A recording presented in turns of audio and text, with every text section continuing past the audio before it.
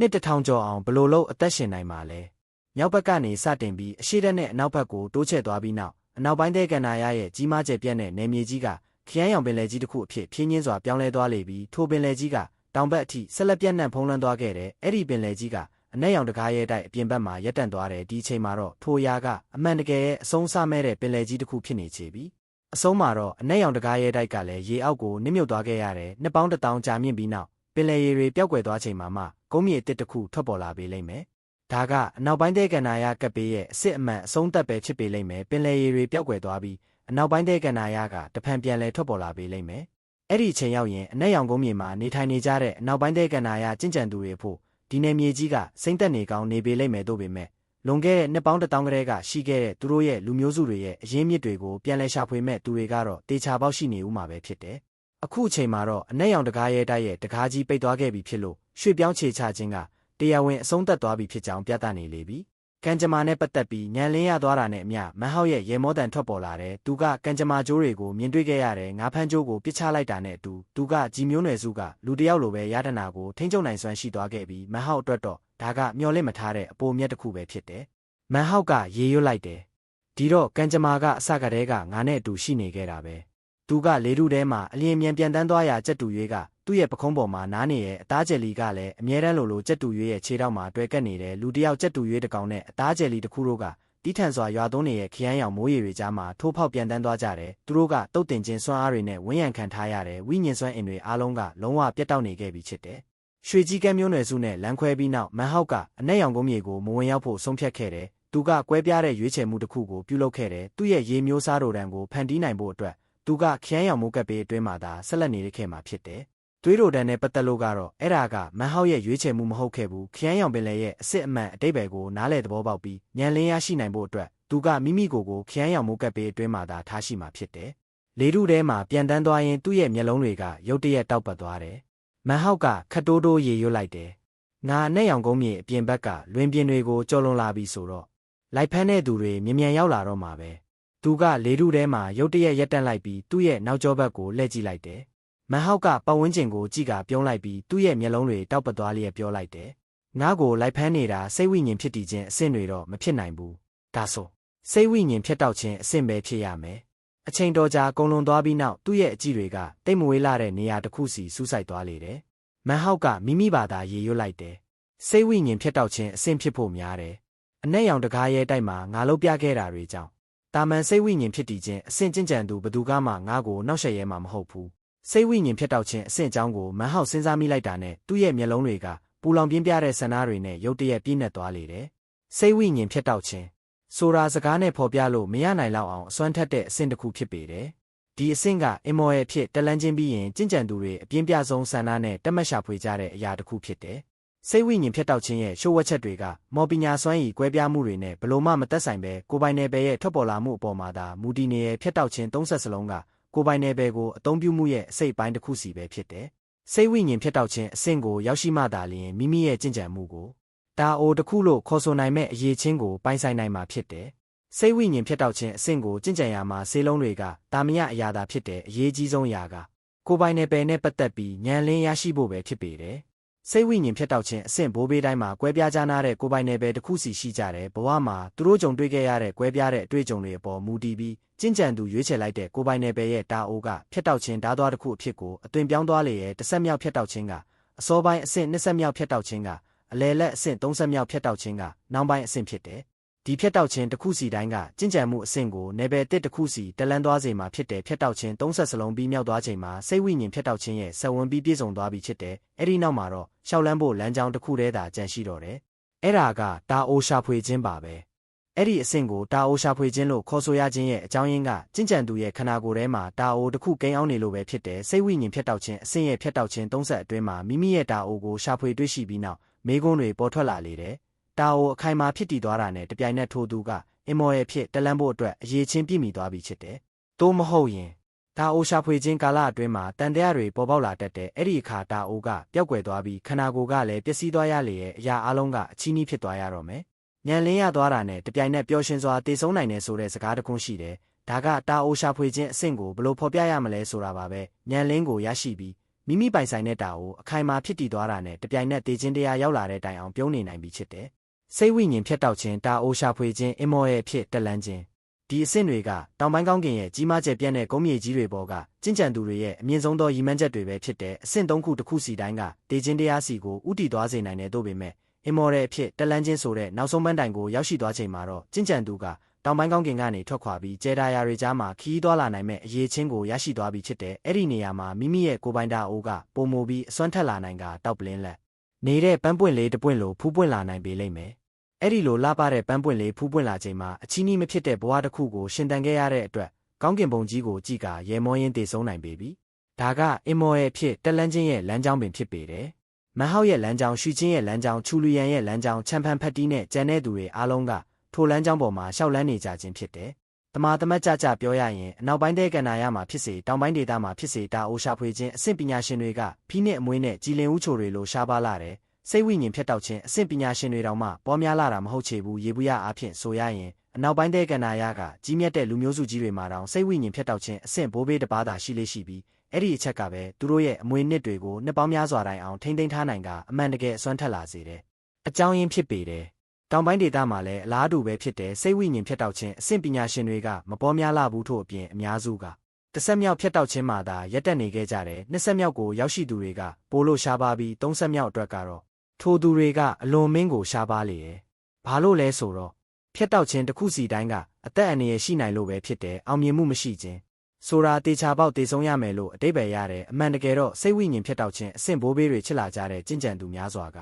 နောက်ထပ်ဖြတ်တောက်ခြင်းတွေကိုဆက်လက်မပြုလုပ်ဖို့ရွေးချယ်တတ်ကြတယ်။ကြာရှုံးခြင်းကတည်ခြင်းတရားပဲဖြစ်တယ်။စိတ်ဝိညာဉ်ဖြတ်တောက်ခြင်းအဆင့်ရဲ့စွမ်းအားကကိုယ်ပိုင်နယ်ပယ်ပေါ်မှာတည်မီနေတဲ့ထိုစွမ်းအားကမော်ပညာစွမ်းရည်တွေကိုလွှမ်းမိုးနိုင်ပြီးတဘာဝတရားရဲ့နိယာမတွေကိုပြောင်းလဲနိုင်ကနှလုံးသားကအလိုရှိသမျှကိုပြီးမြောက်အောင်စွမ်းဆောင်နိုင်ပေတဲ့စိတ်ဝိညာဉ်ဖြစ်တည်ခြင်းအဆင့်ကျင့်ကြံသူတွေရဲ့အမြင်မှာတော့ဒီအဆင့်ကမဖြစ်နိုင်ဘူးလို့ထင်ရတဲ့အရာတွေကိုတောင်လှုပ်ဆောင်နိုင်စွမ်းရှိလေတယ်။မိတွေရာဘိုးဘေးကိုဥပမာအနေနဲ့ကြည့်လိုက်ပါသူကကြိုးတိုင်းပြည်ကိုသူနဲ့အတူတည်ဆောင်သွားနိုင်ခဲ့ခြင်းကဒီကျင့်ကြံမှုအဆင့်နဲ့သက်ဆိုင်နေပေတယ်တို့ပေမဲ့အဲ့ဒီလောက်ရက်ကအမှန်တကယ်တော့စိတ်ဝိညာဉ်ဖြတ်တောက်ခြင်းရဲ့ထွက်ပေါ်လာမှုတစ်ခုပဲဖြစ်ပေတယ်။နောက်ထပ်ဥပမာတစ်ခုကအေးခဲတဲ့နင်းမျိုးနွယ်စုရဲ့ဘိုးဘေးပဲဖြစ်တယ်သူ့ရဲ့ကိုယ်ပိုင်စွမ်းအားနဲ့ထိုနယ်မြေတစ်ခုလုံးမှာရှိတဲ့အရာအလုံးကိုတုံ့လှုပ်သွားစေနိုင်တယ်ဒါပေမဲ့သူ့ရဲ့ကျင့်ကြံမှုအဆင့်ကျဆင်းသွားတာနဲ့ထိုအရာကတိုက်ခိုက်မှုတစ်ခုကိုလှုံ့ဆော်ပေးလိုက်တယ်လို့ဖြစ်သွားခဲ့တယ်။စိတ်ဝိညာဉ်ဖြတ်တောက်ခြင်းအဆင့်ကိုဝင်ရောက်လို့ရင်ကနာဦးခြေလန်းကရှောင်လဲလို့မရနိုင်တဲ့တစ်ဆက်မြောက်ဖြတ်တောက်ခြင်းပဲဖြစ်တယ်။ဒါကစိတ်ဝိညာဉ်ဖြစ်တည်ခြင်းအဆင့်ထက်ကျော်လွန်ပြီးဆက်လက်ကျင့်ကြံလို့တဲ့ကျင့်ကြံသူဘယ်သူမဆိုကြော်ဖြတ်ရမယ့်အရာမှအတားအဆီးကြီးတစ်ခုဖြစ်တယ်။အမှန်တော့အဲ့ဒါကစိတ်ဝိညာဉ်ဖြစ်တည်ခြင်းအဆင့်ကျင့်ကြံသူများစွာမကြော်ဖြတ်နိုင်ခဲ့တဲ့အတားအဆီးတစ်ခုပဲဖြစ်တယ်။ဒါကြောင့်မလို့သူ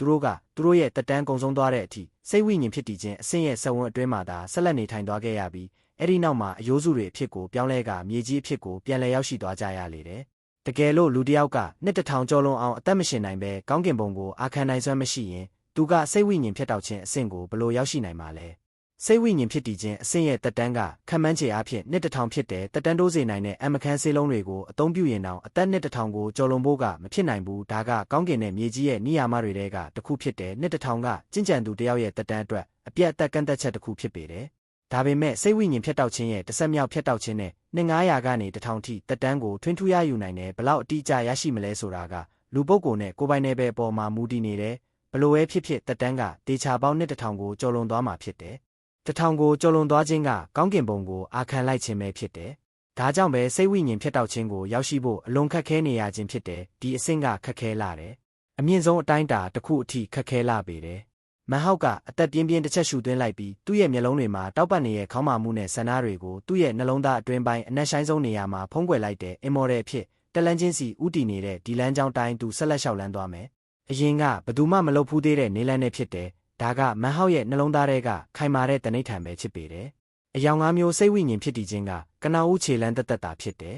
မန်ဟောက်ကလေထုတဲကိုလမ်းကြည့်လိုက်ပေမဲ့တီးထန်စွာရွာသွန်းနေတဲ့ခရမ်းရောင်မိုးရေတွေကိုသာမြင်တွေ့နေရတဲ့အရာအလုံးကလူသူကင်းမဲ့နေပြီးသူမလွဲလို့ဘသူ့ကိုမှမမြင်ရချေဘူးမန်ဟောက်ကအချိန်တော်ကြာတိတ်ဆိတ်နေခဲ့တယ်တိတိကျကျပြောရရင်ဝင်လေထွက်လေ10ချိန်စာအချိန်ထိဖြစ်တဲ့ရုတ်တရက်မန်ဟောက်ရဲ့အရှိတ်မီတာထောင်ပေါင်းများစွာကွာလေထုထဲမှာအလင်းဖောက်ထွင်းမြင်နိုင်တဲ့ပုံရိပ်တစ်ခုဖြင်းညင်းစွာထွက်ပေါ်လာလေတယ်ထိုပုံရိပ်ထင်ရှားလာတာနဲ့အမျှထူးဆန်းပြီးမျက်စိနဲ့မမြင်နိုင်တဲ့စွမ်းအားတစ်ခုကထိုနယ်မြေကခရမ်းရောင်မိုးရေတွေပေါ်လွှမ်းမိုးသွားပုံရတဲ့မိုးရေတွေကဘေးဘက်ကိုတွန်းဖယ်ခံလိုက်ရပြီးထိုပုံရိပ်ပေါ်ကိုမိုးတပေါက်မှပင်ကြက်မလာစေဖို့တေချာစေခဲ့တယ် မန်ဟောက်ရဲ့မျက်နှာအမူအရာကပုံမှန်တိုင်းပဲဖြစ်နေပြီးထူးခြားတဲ့အရာဘယ်အရာမှဖြစ်ပျက်မနေသလိုပါပဲတို့ပေမဲ့ဒီအချိန်မှာကြက်တူရွေးရဲ့မျက်လုံးတွေပြူးကျဲသွားလေတယ်သူ့ရဲ့ကိုယ်ပေါ်ကရောင်စုံအမွှေးတောင်တွေအားလုံးထောင်မက်သွားကြတယ်သူ့ရဲ့ခြေထောက်ပေါ်ကအသားကျယ်လီခေါင်းလောင်းလေးကလည်းတုံရင်လာပြီးခေါင်းလောင်းမြည်တမ်းလေးတွေထွက်ပေါ်လာလေတယ်ကြက်တူရွေးကပစက်ဟောင်းသားနဲ့အော်လိုက်တယ်จิตစိတ်ဝိညာဉ်ဖြတ်တောက်ခြင်းကိုသူဘာတွေတွေးနေတယ်လဲဆိုတာကိုအတိအကျပြောပြဖို့မဖြစ်နိုင်ဘူးသူကအသားကျယ်လီခေါင်းလောင်းလေးကိုကြမ်းတမ်းစွာငုံကြည့်ကပြောလိုက်တယ်ပစက်ပိတ်ထားစမ်းစက်မတုံနဲ့တော့မင်းတုံနေတာတခင်ကြီးငါးကိုတကယ်စိတ်အနှောက်အယှက်ဖြစ်စေတယ်တုံ့ပြန်တဲ့အနေနဲ့အသားကျယ်လီရဲ့တုံရင်မှုကပိုလို့တောင်ပြင်းထန်လာလေတယ်မန်ဟောက်ရဲ့မျက်နှာအမူအရာကအရင်ကအတိုင်းပဲဖြစ်တယ်ကြီးကန်းနဲ့ဖျားမျိုးနွယ်စုကအနက်ရောင်ကုန်းမြေကိုဝင်ရောက်သွားပြီးနောက်နတ်ဆိုးဝိညာဉ်ကိုလွှဲပြောင်းပေးလိုက်ချိန်မှာဒုတိယမြောက်နတ်ဆိုးဝိညာဉ်တစ်ခုရှိနေသေးတယ်ဆိုတဲ့အချက်ကိုအလင်းမြန်ရှာဖွေတွေ့ရှိသွားလိမ့်မယ်လို့သူကြိုတင်ခံမှန်းထားခဲ့တာကြာပြီဖြစ်တယ်။ကောင်းကင်ဘုံတရားရုံးမဟာမိတ်ဖွဲ့ကနတ်ဆိုးဝိညာဉ်တွေကိုအလိုရှိနေတာကိုထည့်သွင်းစဉ်းစားလိုက်ရင်စိတ်ဝိညာဉ်ဖြတ်တောက်ခြင်းအဆင့်ဘိုးဘေးတွေရှိတဲ့အခြားကြီးမြတ်တဲ့လူမျိုးစုကြီးတွေကလည်းလောဘတက်လာနိုင်ခြေရှိပေတယ်ဆိုလိုတာကသူတို့က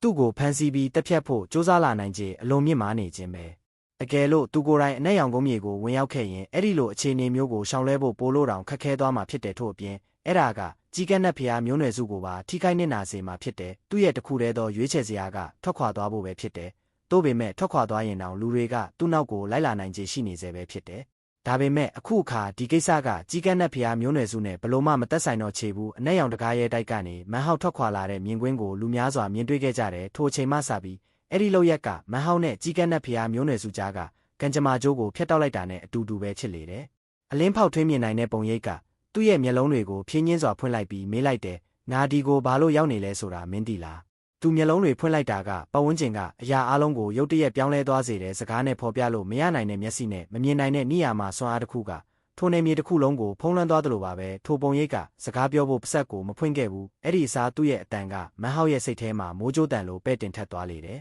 ပြင်းထန်တဲ့အငွေ့သက်တစ်ခုကမန်ဟောက်ကိုအသက်ရှူကျက်လို့မတက်ခံစားရစေတဲ့ဒီပုံရိပ်ရဲ့တွေးတော်မှုတက်တက်လေးကတင်ထိုနေမြေကခရမ်းရောင်မိုးရေတွေကိုရက်တန့်သွားစေခဲ့တယ်မိုးရေတွေကလေထုထဲမှာလှုပ်ရှားမှုကင်းမဲ့စွာနဲ့ရက်တန့်သွားကြတယ်လေထုထဲမှာအငြိမ်သက်လွတ်မျောနေတဲ့ရေပေါက်လေးတွေရဲ့မြင်ကွင်းကအမှန်တကယ်ပဲထိတ်လန့်အံ့ဩဖွယ်ကောင်းလာပေတယ်ဒါကဘလို့စိတ်ဝိညာဉ်ဖြစ်တည်ခြင်းအဆင့်ကျင့်ကြံသူမှမလှုပ်ဆောင်နိုင်တဲ့အရာတစ်ခုဖြစ်တယ်ဒါကကျင့်စဉ်ဆွဲရည်တစ်ခုမဟုတ်ပဲနိယာမတွေကိုအမိန့်ပေးခြင်းတစ်ခုဖြစ်တယ်ဒါဟာကိုယ်ပိုင်နယ်ပယ်တစ်ခုပါပဲစိတ်ဝိညာဉ်ဖြတ်တောက်ခြင်းအဆင့်ပညာရှင်တွေသာလျှင်ကိုယ်ပိုင်နယ်ပယ်ကိုပိုင်ဆိုင်ကြတယ်။ထိုလင်းဖောက်ထွင်းမြင်နိုင်တဲ့ပုံရိပ်ကိုကြည့်ရင်မန်ဟောက်ရဲ့မျက်လုံးတွေတောက်ပသွားကပြောလိုက်တယ်။ဒီတော့ငါ့ကိုလိုက်ဖမ်းနေတာကစိတ်ဝိညာဉ်ဖြစ်တည်ခြင်းအဆင့်ကျင့်ကြံသူမဟုတ်ပဲ။စိတ်ဝိညာဉ်ဖြတ်တောက်ခြင်းအဆင့်ကလူတစ်ယောက်ဖြစ်နေတာပေါ့။အလင်းဖောက်ထွင်းမြင်နိုင်တဲ့ပုံရိပ်ကမန်ဟောက်ကိုစိုက်ကြည့်လျက်ပြောလိုက်တယ်။အဲ့ဒီနတ်ဆိုးဝိညာဉ်ကိုလွှဲပေးစမ်း။အဲ့ဒီတော့မှမင်းလမ်းမင်းဆက်သွားလို့ရမယ်။သူ့ရဲ့မျက်နှာအမူအရာမှာပျော်ရွှင်ခြင်းဒါမှမဟုတ်ဒေါသထွက်ခြင်းတစ်ခုမှမရှိဘူးသူကပစက်ကိုပိတ်ထားလျက်ထိုနေရာမှာဆက်လက်ရက်နေပြီးသူ့ရဲ့အတန်ကတော့မန်ဟောက်ရဲ့စိတ်ထဲမှာပဲ့တင်ထက်နေစေပဲဖြစ်တယ်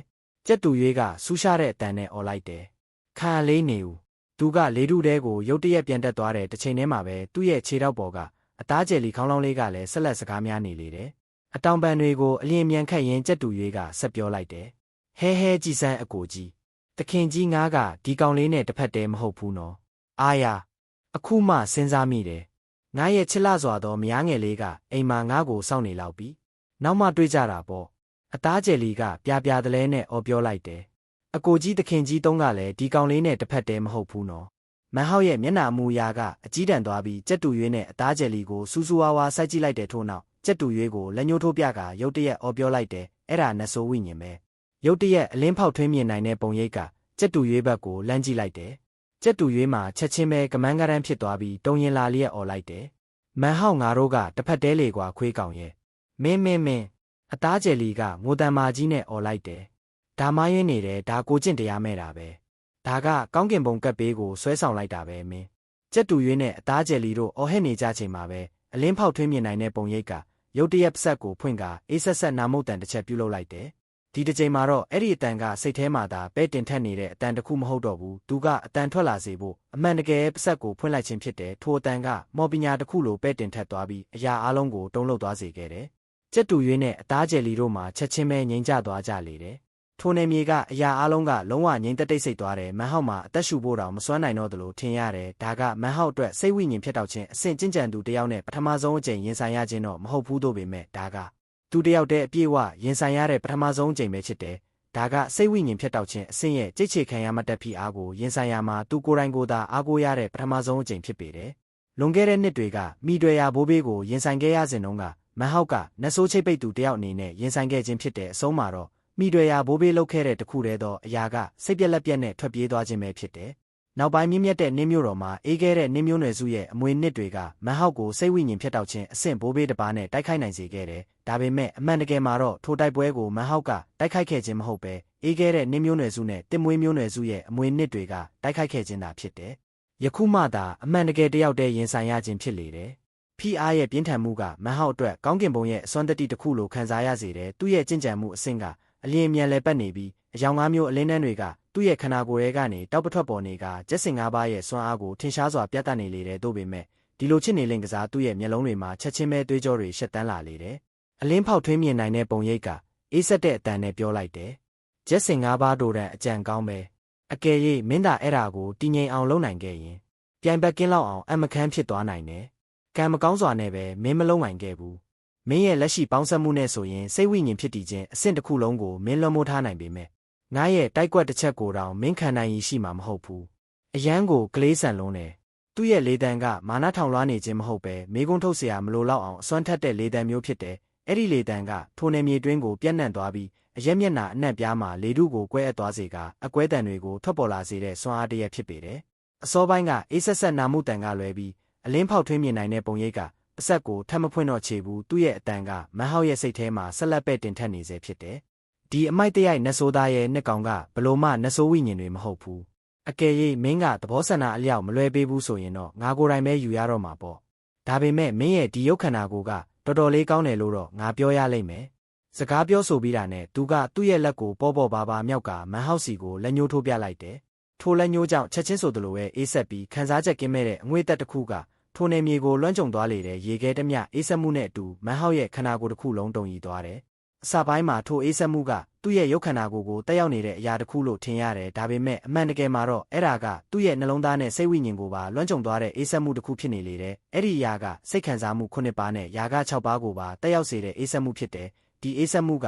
မန်ဟောက်ရဲ့ခံစားချက်အလုံးကိုတက်ရောက်သွားပုံရပြီးအဲ့ဒီခံစားချက်တွေကိုအေးခဲသွားစေကသူ့ကိုအမှန်တကယ်တွေ့ပြီးခံစားချက်ကင်းမဲ့တဲ့အခြေအနေတစ်ခုစီပြောင်းလဲပြလိုက်တယ်။ဒီအသွင်ပြောင်းလဲမှုကသူ့ကိုဝိညာဉ်ဝင်ဖို့အတွက်တင့်လျော်တဲ့အထူးအခြေအနေတစ်ခုစီတွန်းပို့နေတယ်လို့ပါပဲ။ကြက်တူရွေးကဆူးရှားတဲ့အတန်နဲ့អော်လိုက်တယ်။တော်ပြီးတော့စိတ်ဝိညာဉ်ဖြတ်တောက်ခြင်းအဆင့်ဆိုတာငါပင်ပဲ။ဒါကစိတ်ဝိညာဉ်ဖြတ်တောက်ခြင်းအဆင့်မဟုတ်ဘူးဟာခွေးကောင်တွေရဲ့မန်ဟောက်မင်းငါကိုလှည့်စားဖို့စူးစမ်းခဲ့ရင်မဲ့မင်းသာစကားတခွန်းပြောလိုက်ရင်မင်းအတွက်လက်စားချေပေးဖို့လူတစ်ယောက်သွားရှာပေးမယ်။တစ်ချိန်တည်းမှာပဲအသားကျယ်လီကလည်းငိုတန်မာကြီးနဲ့ညှဉ်းညူအော်ဟစ်နေလေတယ်။မန်ဟောက်ကသူတို့ကိုလစ်လျူရှုထားလိုက်တယ်သူ့ရဲ့အတွင်းပိုင်းကအေးဆက်မှုရဲ့အတိတ်ဘယ်ကိုရုတ်တရက်နားလည်သွားချိန်မှာသူ့ရဲ့မျက်နှာကတည်ငြိမ်နေလေတယ်။ဒါကကိုပိုင်နဲ့ပဲပေါ့။မန်ဟောက်ကအသက်ပြင်းပြင်းတစ်ချက်ရှူသွင်းလိုက်ပြီးနောက်သူ့ရဲ့မျက်လုံးတွေကတောက်ပတဲ့အလင်းရောင်တွေနဲ့ပြည့်နှက်လာတယ်။မန်ဟောက်ကပြောလိုက်တယ်။ဇီရှမ်းမင်းဘာမှမလုပ်ဘူးဆိုရင်တော့ရှေးဦးအင်မော်တဲ့နတ်ဆိုးနယ်မြေကိုမင်းတယောက်တည်းသွားရလိမ့်မယ်။သူ့ရဲ့အတန်ပဲ့တင်ထက်သွားတာနဲ့တပြိုင်နက်အလင်းဖောက်ထွင်းမြင်နိုင်တဲ့ပုံရဲ့မျက်လုံးတွေတောက်ပသွားပေမဲ့သူ့ရဲ့လက်လှုပ်ရှားမှုကတော့ရက်တက်မသွားခဲ့ဘူး။မန်ဟောက်ရဲ့ခန္ဓာကိုယ်မှာဆက်လက်ပြီးအေးဆက်မှုတွေပြည့်နှက်လာခဲ့ပြီး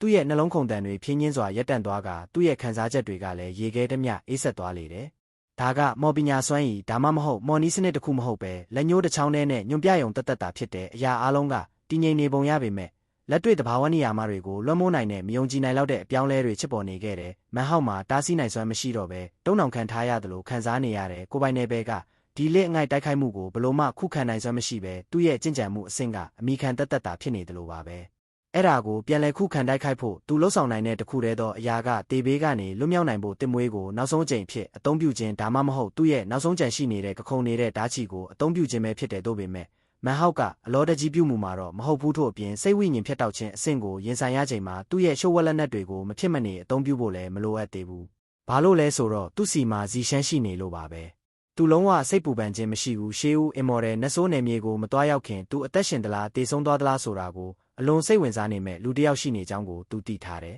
။ထို့အပြင်အခြေအနေနဲ့ပတ်သက်ပြီးသူ့ရဲ့မန်းစချက်မိုင်းရင်သွားခဲ့ရင်တော့အခြားလှုပ်ဆောင်မှုတွေပြုလုပ်ဖို့သူပြင်ဆင်ထားပြီးဖြစ်တဲ့တစ်မွေးရဲ့စိတ်ဆန္ဒကအခုအခါသူ့ရဲ့စိတ်ထဲမှာလက်ပတ်နေပြီးနိုးထလာဖို့အသင့်ဖြစ်နေပြီဖြစ်တယ်။ဒါကသူပထမဆုံးထွက်ခွာလာခြင်းအဲ့ဒီနောက်ဒီနေရာမှာစောင့်ဆိုင်နေခြင်းတွေနဲ့ပတ်သက်ပြီးသူဒီလောက်ပေါ့ပေါ့ပါပါဖြစ်နေရခြင်းရဲ့နောက်ထပ်အကြောင်းရင်းတစ်ခုပဲဖြစ်တယ်။တစ်ချိန်တည်းမှာပဲသူ့ရဲ့မျက်လုံးတွေကဖြင်းချင်းစွာအပြာရောင်ဖြစ်ပြောင်းလဲလာတယ်။ဒါပေမဲ့ထိုခိုက်တက်မှာစိတ်နှောက်ယှက်ဖြစ်ကချစ်စရာကောင်းတဲ့နာမုတ်တန်လေးတစ်ခုက လေထုထဲမှာရုတ်တရက်ပြည့်နှက်သွားလေတယ်ထိုအချိန်မှာပဲမန်ဟောက်ရဲ့အရှိမပွင့်လန်းနေတဲ့ကြာဖြူပန်းတစ်ပွင့်ထွက်ပေါ်လာတယ်အလင်းဖောက်ထွင်းမြင်နိုင်တဲ့ပုံရိပ်ရဲ့မျက်နှာမှာပြည့်ရင်းသွားလေတယ်မန်ဟောက်ရဲ့ပတ်ပတ်လဲလေထုထဲမှာအကြောင်းတွေပြည့်နှက်လာတာနဲ့အမျှအကွဲတံတွေပဲ့တင်ထက်သွားတယ်အဲ့ဒီအကြောင်းတွေကပောက်ကွဲတံကြီးတစ်ခုနဲ့အတူပြန့်နှံ့သွားပြီးရေတွက်လို့မရနိုင်တဲ့အပိုင်းအစတွေဖြစ်အသွင်ပြောင်းသွားကပောက်ကွဲထွက်သွားလေတယ်အထူးဆန်းဆုံးကထိုပောက်ကွဲမှုတွေကအမှန်တကယ်တော့ပုံရိပ်ရောင်တွေသာဖြစ်နေခြင်းပဲဒီပြိုကျပျက်စီးမှုကအစစ်အမှန်ပြိုကျပျက်စီးမှုမဟုတ်ပဲတစေပုံရိပ်တွေတက်တာဖြစ်တဲ့အရာအလုံးကွဲအပ်သွားပေမဲ့အဲ့ဒီအရာကတဖြည်းဖြည်းပျောက်ကွယ်သွားလေတယ်မန်ဟောက်ရဲ့ခန္ဓာကိုယ်ကပုံမှန်ခြေနေစီပြန်လည်ရောက်ရှိသွားစဉ်သူကအသက်ပြင်းပြင်းတစ်ချက်ရှူသွင်းလိုက်တယ်တို့ပေမဲ့အေးဆက်မှုကတော့ကြံရစ်နေစေဖြစ်တဲ့စိတ်နှောက်ယှက်ဖြစ်နေတဲ့ဇီရှမ်းကထိုအေးဆက်မှုကိုဖယ်ရှားပစ်ဖို့သူ့ကိုကူညီပေးလို့ပုံမရဘူးမန်ဟောက်ကဂယူးမဆိုင်ဘူးသူ့ရဲ့မျက်လုံးအရောင်ပုံမှန်တိုင်းပြန်ဖြစ်သွားချိန်မှာသူပြုံးလိုက်တယ်သူ့ရဲ့ခန္ဓာကိုယ်ပုံမှန်ခြေနေစီပြန်လည်ရောက်ရှိသွားတာနဲ့တပြိုင်နက်သူကနောက်ကိုဆုတ်ခွာလိုက်တယ်ရုတ်တရက်သူကအစိမ်းရောင်မိခိုးငွေ့တစ်ခုနဲ့အနက်ရောင်လာတဆင်းဖြစ်ကိုပြောင်းလဲသွားတယ်သူကအဝေးကိုထွက်ပြေးစဉ်အကွာဝေးတို့တီနေရာရွှေ့ပြောင်းခြင်းကိုတောင်အသုံးပြုလိုက်သေးတယ်အလင်းဖောက်ထွင်းမြင်နိုင်တဲ့ပုံရိပ်ကမျက်မှောင်ကျုပ်လိုက်ပြီးလိုက်လံဖမ်းဆီးဖို့ရှေ့ကိုတလန်းလိုက်စင်မှာပဲရက်တန့်သွားလေတယ်ဘာလို့လဲဆိုတော့သူ့ရဲ့တဲ့အရှိတက်လေထုထဲမှာတီတီငိမ့်ငိမ့်လွင့်မျောနေတဲ့မျက်နှာထားတင်းမာနေတဲ့အမျိုးသမီးတဦးကိုရုတ်တရက်တွေ့လိုက်ရလို့ပါပဲထိုမျိုးသမီးကအလွန်တရာလှပချောမောလေရဲ့သူမကအလင်းဖြော့ဖြော့အစိမ်းရောင်ကာဝန်းတစ်ထည်ကိုဝတ်ဆင်ထားပြီးလက်စွပ်တွေမှာအပြာနုရောင်မိုးမခပန်းတွေကိုပန်းထိုးထားကမင်္ဂလာရှိတဲ့တိမ်တိုက်ပုံစံငွေရောင်ချီကျိုးတွေနဲ့အနားသက်ထားတဲ့အဝတ်စားရဲ့ရှေ့ဘက်ကိုတော့အဝါနုရောင်ပိုးထည်နဲ့ဖုံးအုပ်ထားတဲ့သူမကလေထုထဲမှာကြက်တရေရှိစွာလွင့်မျောနေပြီးသူမရဲ့အဝတ်စားတွေကလေထဲမှာလွင့်မျောနေတဲ့မိုးမခပင်တပင်လိုသူမရဲ့ပတ်လည်မှာလှည့်ပတ်နေလေတယ်သူမကိုကြည့်မိတဲ့ဘယ်မျိုးသားမဆိုသူမအပေါ်တမတ်မှုနဲ့ရင်ခုန်တန်တွေမြင်လာမယ်ဆိုတာတေချာပြီးသူမရဲ့အလှအပမှာရင်မှုသွားမှာအမှန်ပဲသူမရဲ့အသားရည်ကလေဖြတ်တိုက်မှုလေးတစ်ချက်နဲ့တင်ပေါက်ပြဲသွားနိုင်လောက်အောင်နူးညံ့သိမ်မွေ့ပုံရတယ်သူမရဲ့မျက်နှာလေးကအပြစ်ကင်းစင်လောက်အောင်လှပနေပြီးကဘာပေါ်ကအခြားသောလှပတဲ့အရာတွေအားလုံးကသူမရဲ့အရှိမမြေမွန့်တွေလိုဖြစ်သွားရမှာပဲသူမရဲ့အလှအပကသူမသွားလေရာနေရာတိုင်းမှာအားလုံးရဲ့အကြည့်တွေကိုဖန်ဆားနိုင်တဲ့အမျိုးအစားဖြစ်ပေတယ်သို့ပေမဲ့ယခုအချိန်မှာတော့သူမကဒေါသတကြီးနဲ့သွားတွေကျိတ်နေပုံရတယ်သူမရဲ့အလှအပမှာတက်ဖြတ်လိုစိတ်တွေပါဝင်နေုံရပြီးသူမရဲ့မျက်နှာကတည်ငြိမ်လေးနဲ့နေတယ်သူမကမြူဆွဲညွတ်ယူတတ်ပုံမရတော့ပဲသူမရဲ့မျက်နှာထက်ဝက်ခန့်ကအေးဆက်မှုတွေနဲ့ပြည့်နှက်နေလေတယ်သူမရှိကိုတလန်းလာတာနဲ့အမျှသူမရဲ့ပတ်လဲကနေမြေမှာမရေမတွက်နိုင်တဲ့ပန်းပွင့်ဖက်တွေကလေဝဲကတော့တခုလိုလှည့်ပတ်နေကြတယ်အဲ့ဒီပန်းပွင့်ဖက်တွေကသူမရဲ့ပတ်လဲမှာကခုန်နေကြပြီးအချို့ကသူမရဲ့ပခုံးပေါ်ကိုကြာဆင်းလာကြရာမြင်ကွင်းတစ်ခုလုံးကပန်းချီကားတစ်ချက်လိုအလွန်တရာလှပနေလေတယ်ဒီသူကအခြားသူမဟုတ်ဇီရှမ်းပါပဲအစိမ်ငါးပါးမျိုးနွယ်စုတုတ်တင်ခံရပြီးနောက်သူမကတယောက်တည်းထွက်ခွာသွားခဲ့တယ်လို့ထင်ရတဲ့အမှန်တကယ်မှာတော့ဒီချိန်တစ်လျှောက်လုံးသူမကအဝေးကနေပြီးမန်ဟောက်ရဲ့မျိုးနွယ်စုကိုအကဲခတ်နေခဲ့ခြင်းဖြစ်တယ်သူအချိန်မတိုင်မီတည်ဆုံးသွားမှာကိုသူမမလိုလားဘူးအကယ်လေထို့သောသာဖြစ်သွားရင်ရှေးဦးအင်မော်တဲ့နတ်ဆိုးနယ်မြေမှာသူမအောင်မြင်နိုင်မဲ့အခွင့်အရေးတွေနဲ့ပတ်သက်ပြီးများစွာယုံကြည်မှုကင်းမဲ့သွားမှာဖြစ်တယ်သူမကမန်ဟောက်ကကြီးကန်းနဲ့ဖျားမျိုးနွယ်စုကိုအနက်ရောင်ကုန်းမြေစီပို့ဆောင်ပေးနေတာကိုစောင့်ကြည့်နေခဲ့ပြီးစိတ်ဝိညာဉ်ဖြစ်တောက်ခြင်းအဆင့်ကျင့်ကြံသူရဲ့ဝိညာဉ်ကိုယ်ပွားကသူ့နောက်ကိုလိုက်နေတာကိုလည်းအာယုံခံမိခဲ့တယ်ထိုအချိန်မှာသူမကိုယ်တိုင်ဝင်ရောက်ဆွတ်ဖက်ယုံကလွဲပြီးအခြားရွေးချယ်စရာမရှိတော့ကြောင်းဇီရှမ်းသိလိုက်တယ်သူမကအမှန်တကယ်တော့ထို့သို့မလုပ်ချင်ခဲ့ဘူးဒါပေမဲ့မန်ဟောက်ကသူမကိုနမီတက်ခေါ်လိုက်တဲ့အတွက်သူမဝင်မပါလို့မရတော့ဘူးသူမကိုသူမထုတ်ဖော်ပြတဲ့ယုံကလွဲပြီးအခြားရေးချယ်စရာမရှိတော့ချေဘူးမန်ဟောက်ကိုသူမဘလောက်ပဲဒေါသထွက်နေပါစေသူမမှာအခြားရေးချယ်စရာမရှိခဲ့ဘူးအလင်းဖောက်ထွင်းမြင်နိုင်တဲ့ပုံရိပ်ကမျက်လုံးတွေကိုကျင်းမြောင်းကမေးလိုက်တယ်တာအိုမိတ်ဆွေကဘသူများလဲဒါကသူအမှန်တကယ်ပစက်ဖွင့်ပြီးစကားပြောတဲ့ဒုတိယအကြိမ်ပဲဖြစ်တယ်သူ့ရဲ့အတန်ကရှေးကြပြီးဟောင်းနှွမ်းနေလေတယ်ဇီရှမ်းကပြန်ဖြေလိုက်တယ်ငါကမင်းကိုစော်ပလော်တီးမဲ့စောက်ရမ်းမိုက်တဲ့မိန်းမဟဲသူမရဲ့အတန်ကဘီလုံးငှက်ကလေးတစ်ကောင်တချင်းဆိုနေတယ်လို့ကြားရတယ်ကံမကောင်းစွာနဲ့သူမရဲ့စကားလုံးတွေကတော့လုံးဝဆန့်ကျင်ဘက်ဖြစ်နေလေရဲ့အလင်းဖောက်ထွင်းမြင်နိုင်တဲ့ပုံရိပ်ရဲ့မျက်လုံးတွေအေးဆက်စွာတောက်ပသွားတယ်သူကရှေ့ကိုခြေတလန်းတိုးလာပြီးနောက်သူ့ရဲ့ညာလက်ကိုမြောက်ကလက်ညှိုးထိုးလိုက်တယ်ဇီရှမ်းကဒေါသတကြီးထွေးထုတ်လိုက်တယ်မင်းလိုကိုပွားသေးသေးမွားမွားလေးကလေးမိုက်တဲ့မိန်းမတွေ့တာတောင်မင်းရဲ့ဖင်ကိုအမျက်လက်မသွားဘူးပေါ့လေသူမကြိမ်စဲနေရင်မဲ့အဲ့ဒါကလူကိုဒေါသထွက်စေရဲ့အမျိုးအစားမဟုတ်ပဲအမှန်တကယ်တော့အနှဲငယ်စိတ်ဝင်စားစရာကောင်းနေလေတယ်သူမစကားပြောနေစဉ်မှာပဲသူမကလက်စွပ်ကိုဝှေ့ရမ်းလိုက်ရာသူမရဲ့ပတ်လည်မှာလှည့်ပတ်နေတဲ့ပန်းပွင့်ဖက်တွေက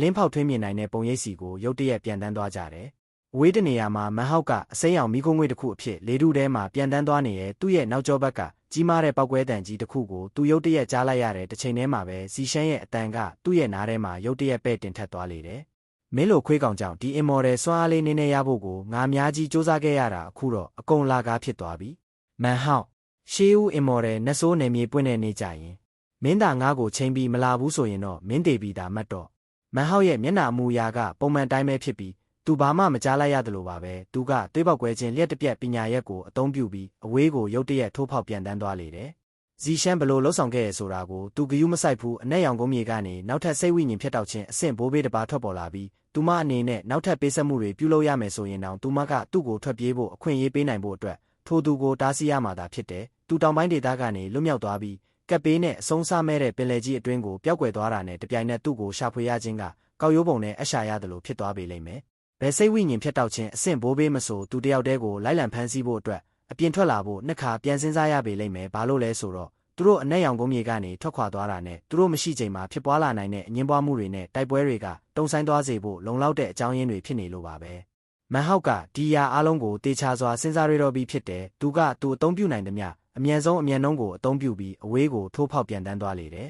အချိန်တွေကုန်လွန်သွားတဲ့ရန်သူတွေကိုတားဆီးဖို့ဇီရှမ်းဘာလုပ်ခဲ့ရဆိုတာကိုမန်ဟောက်တေချာမသိဘူးတို့ပေမဲ့တလားတိတိကြတဲ့အထိသူ့နောက်ကိုလိုက်လံဖမ်းဆီးမှုပဲရာကိုမှသူမကြုံတွေ့ခဲ့ရဘူးဒီအချိန်မှာသူတက်နိုင်သမျှအမြန်ဆုံးအမြန်နှုန်းကိုအသုံးပြုခဲ့ပြီးချစ်လို့သူကတောင်ပိုင်းဒေသရဲ့တဝက်ခန့်ကိုဖျက်ကျော်လာခဲ့ပြီးချစ်တယ်ခရမ်းရောင်မိုးရေတွေပိုပြီးတီးထန်စွာရွာသွန်းနေတယ်ဒီအချိန်မှာဘယ်ပင်လယ်ကိုမှမမြင်ရပေမဲ့ပင်လယ်ရေရဲ့ရနံ့ကိုတော့အာယုံခံမိနိုင်တဲ့ခရမ်းရောင်မိုးရေတွေကအရာအလုံးကိုတိုက်စားဖျက်ဆီးပစ်နေတယ်အောက်ဘက်မြေကြီးပေါ်မှာဘယ်ပင်ကိုမှမမြင်တွေ့ရတော့ဘူးအသက်ဆွမ်းအင်တွေတုတ်တင်ခံလိုက်ရပြီးဝိညာဉ်ဆွမ်းအင်တွေလည်းပျောက်ကွယ်သွားခဲ့ပြီးချစ်တာကြောင့်အနှဲငယ်မြတောင်မကြံရှိတော့ချေဘူးတခါတရံမှာအောက်ဘက်ကဓာပြမျိုးနွယ်စုတွေကိုသူတွေ့မြင်ခဲ့ရတဲ့အဆုံးမှာတော့မန်ဟောက်ကတောင်ပိုင်းကိုဖျက်တောက်ထားတဲ့တောင်ကြားလမ်းကိုလက်မြင်လိုက်ရတယ်သူကထိုနေရာမှာခရတာရက်တက်လိုက်ပြီးတောင်ကြားလမ်းကိုကြည့်ကတိုးညင်းစွာတက်ပြင်းချလိုက်တယ်သူအချိန်ကြာကြီးမနေခဲ့ပဲထိုချိန်တွင်ထိုဒေသမှာကြံရစ်နေတဲ့ကျင့်ကြံသူတွေကသူ့ကိုတတိတောင်မထားမိခဲ့ကြဘူးသူ့ရဲ့ခန္ဓာကိုတောက်ပသွားပြီးအမြန်ဆုံးအမြန်နှုံးနဲ့မြောက်ဘက်ကိုထိုးဖောက်ပြန်တန်းသွားလေတယ်သူ့ရဲ့ခီးစဉ်အတွင်းသူ့ရဲ့ကျင့်ကြံမှုအဆင့်ကဆက်လက်ပြီးအားနည်းလာခဲ့တဲ့အယောင်၅မျိုးကောင်းကင်ဘုံကမေးမိန်သွားခဲ့ပြီးအခုအခါသူကအလဲလက်စိတ်ဝိညာဉ်ဖြစ်တည်ခြင်းအဆင့်ရဲ့အထွတ်ထိပ်မှာမရှိတော့ပဲအစောပိုင်းစိတ်ဝိညာဉ်ဖြစ်တည်ခြင်းအဆင့်မှာသာရှိနေတော့တယ်မန်ဟောက်ရဲ့တွက်ချက်မှုတွေရကျက်စင်၅ပါးပျောက်ကွယ်သွားဖို့အချိန်သိမ့်မကြတော့ဘူးထို့သောဖြစ်သွားတာနဲ့တပြိုင်နက်သူ့ရဲ့ကျင့်ကြံမှုအဆင့်ကပြီးပြည့်စုံတဲ့ရွှေရောင်အမြုတွေအဆင့်စီပြန်လည်ရောက်ရှိသွားမှာဖြစ်တယ်သူနောက်ထပ်လှုပ်ဆောင်ရမယ့်အရာကခရမ်းရောင်မိုးပင်လယ်ကြီးနဲ့ပတ်သက်ပြီးညံလင်းရယူဖို့နဲ့အဲ့ဒါကိုသွေးတိုတန်နဲ့ဘလို့ပေါင်းဆက်ရမယ်ဆိုတာပါပဲထိုအခါသူကသူ့ရဲ့ကိုယ်ပိုင်ရေမျိုးစားတိုတန်ကိုပိုင်ဆိုင်နိုင်မှာဖြစ်ပြီးအယောင်၅မျိုးစိတ်ဝိညာဉ်ဖြစ်တည်ခြင်းရဲ့လမ်းကြောင်းကိုရှောက်လန်းနိုင်ပေလိမ့်မယ်အဲ့ဒီအချိန်ရောက်ရင်သူကအမှန်တကယ်အမခန်းတိုးတက်လာနိုင်ပေလိမ့်မယ်မန်ဟောက်ကအသက်ပြင်းပြင်းတစ်ချက်ရှူသွင်းလိုက်ပြီးအမြန်ဆုံးအမြန်နှုံးနဲ့ရှေ့ကိုထိုးဖောက်ပြန်တန်းသွားစဉ်ခါကိုဂိုင်းထားလိုက်တဲ့3လကုန်လွန်သွားတဲ့အခုအခါသူ့ရဲ့ကျင့်ကြံမှုအဆင့်ကပြီးပြည့်စုံတဲ့ရွှေရောင်အမြုတွေအဆင့်စီအပြည့်ဝပြန်လည်ရောက်ရှိသွားလေပြီးသူကအနောက်ပိုင်းတဲ့ကန္နာရတောင်ပိုင်းဒေသကနေနောက်ဆုံးမှထွက်ခွာလာနိုင်ခဲ့ပြီးအလဲပိုင်းဒေသစီရောက်ရှိနေပြီဖြစ်တယ်ဒီနေရာမှာအရက်မျက်နှာအနှံ့ပြားမှာမြင်တွေ့နိုင်တဲ့တခုတည်းသောအရာကအဆုံးစမဲ့ကျေပြောလာတဲ့ခရမ်းရောင်ပင်လယ်ကြီးပဲဖြစ်လေတယ်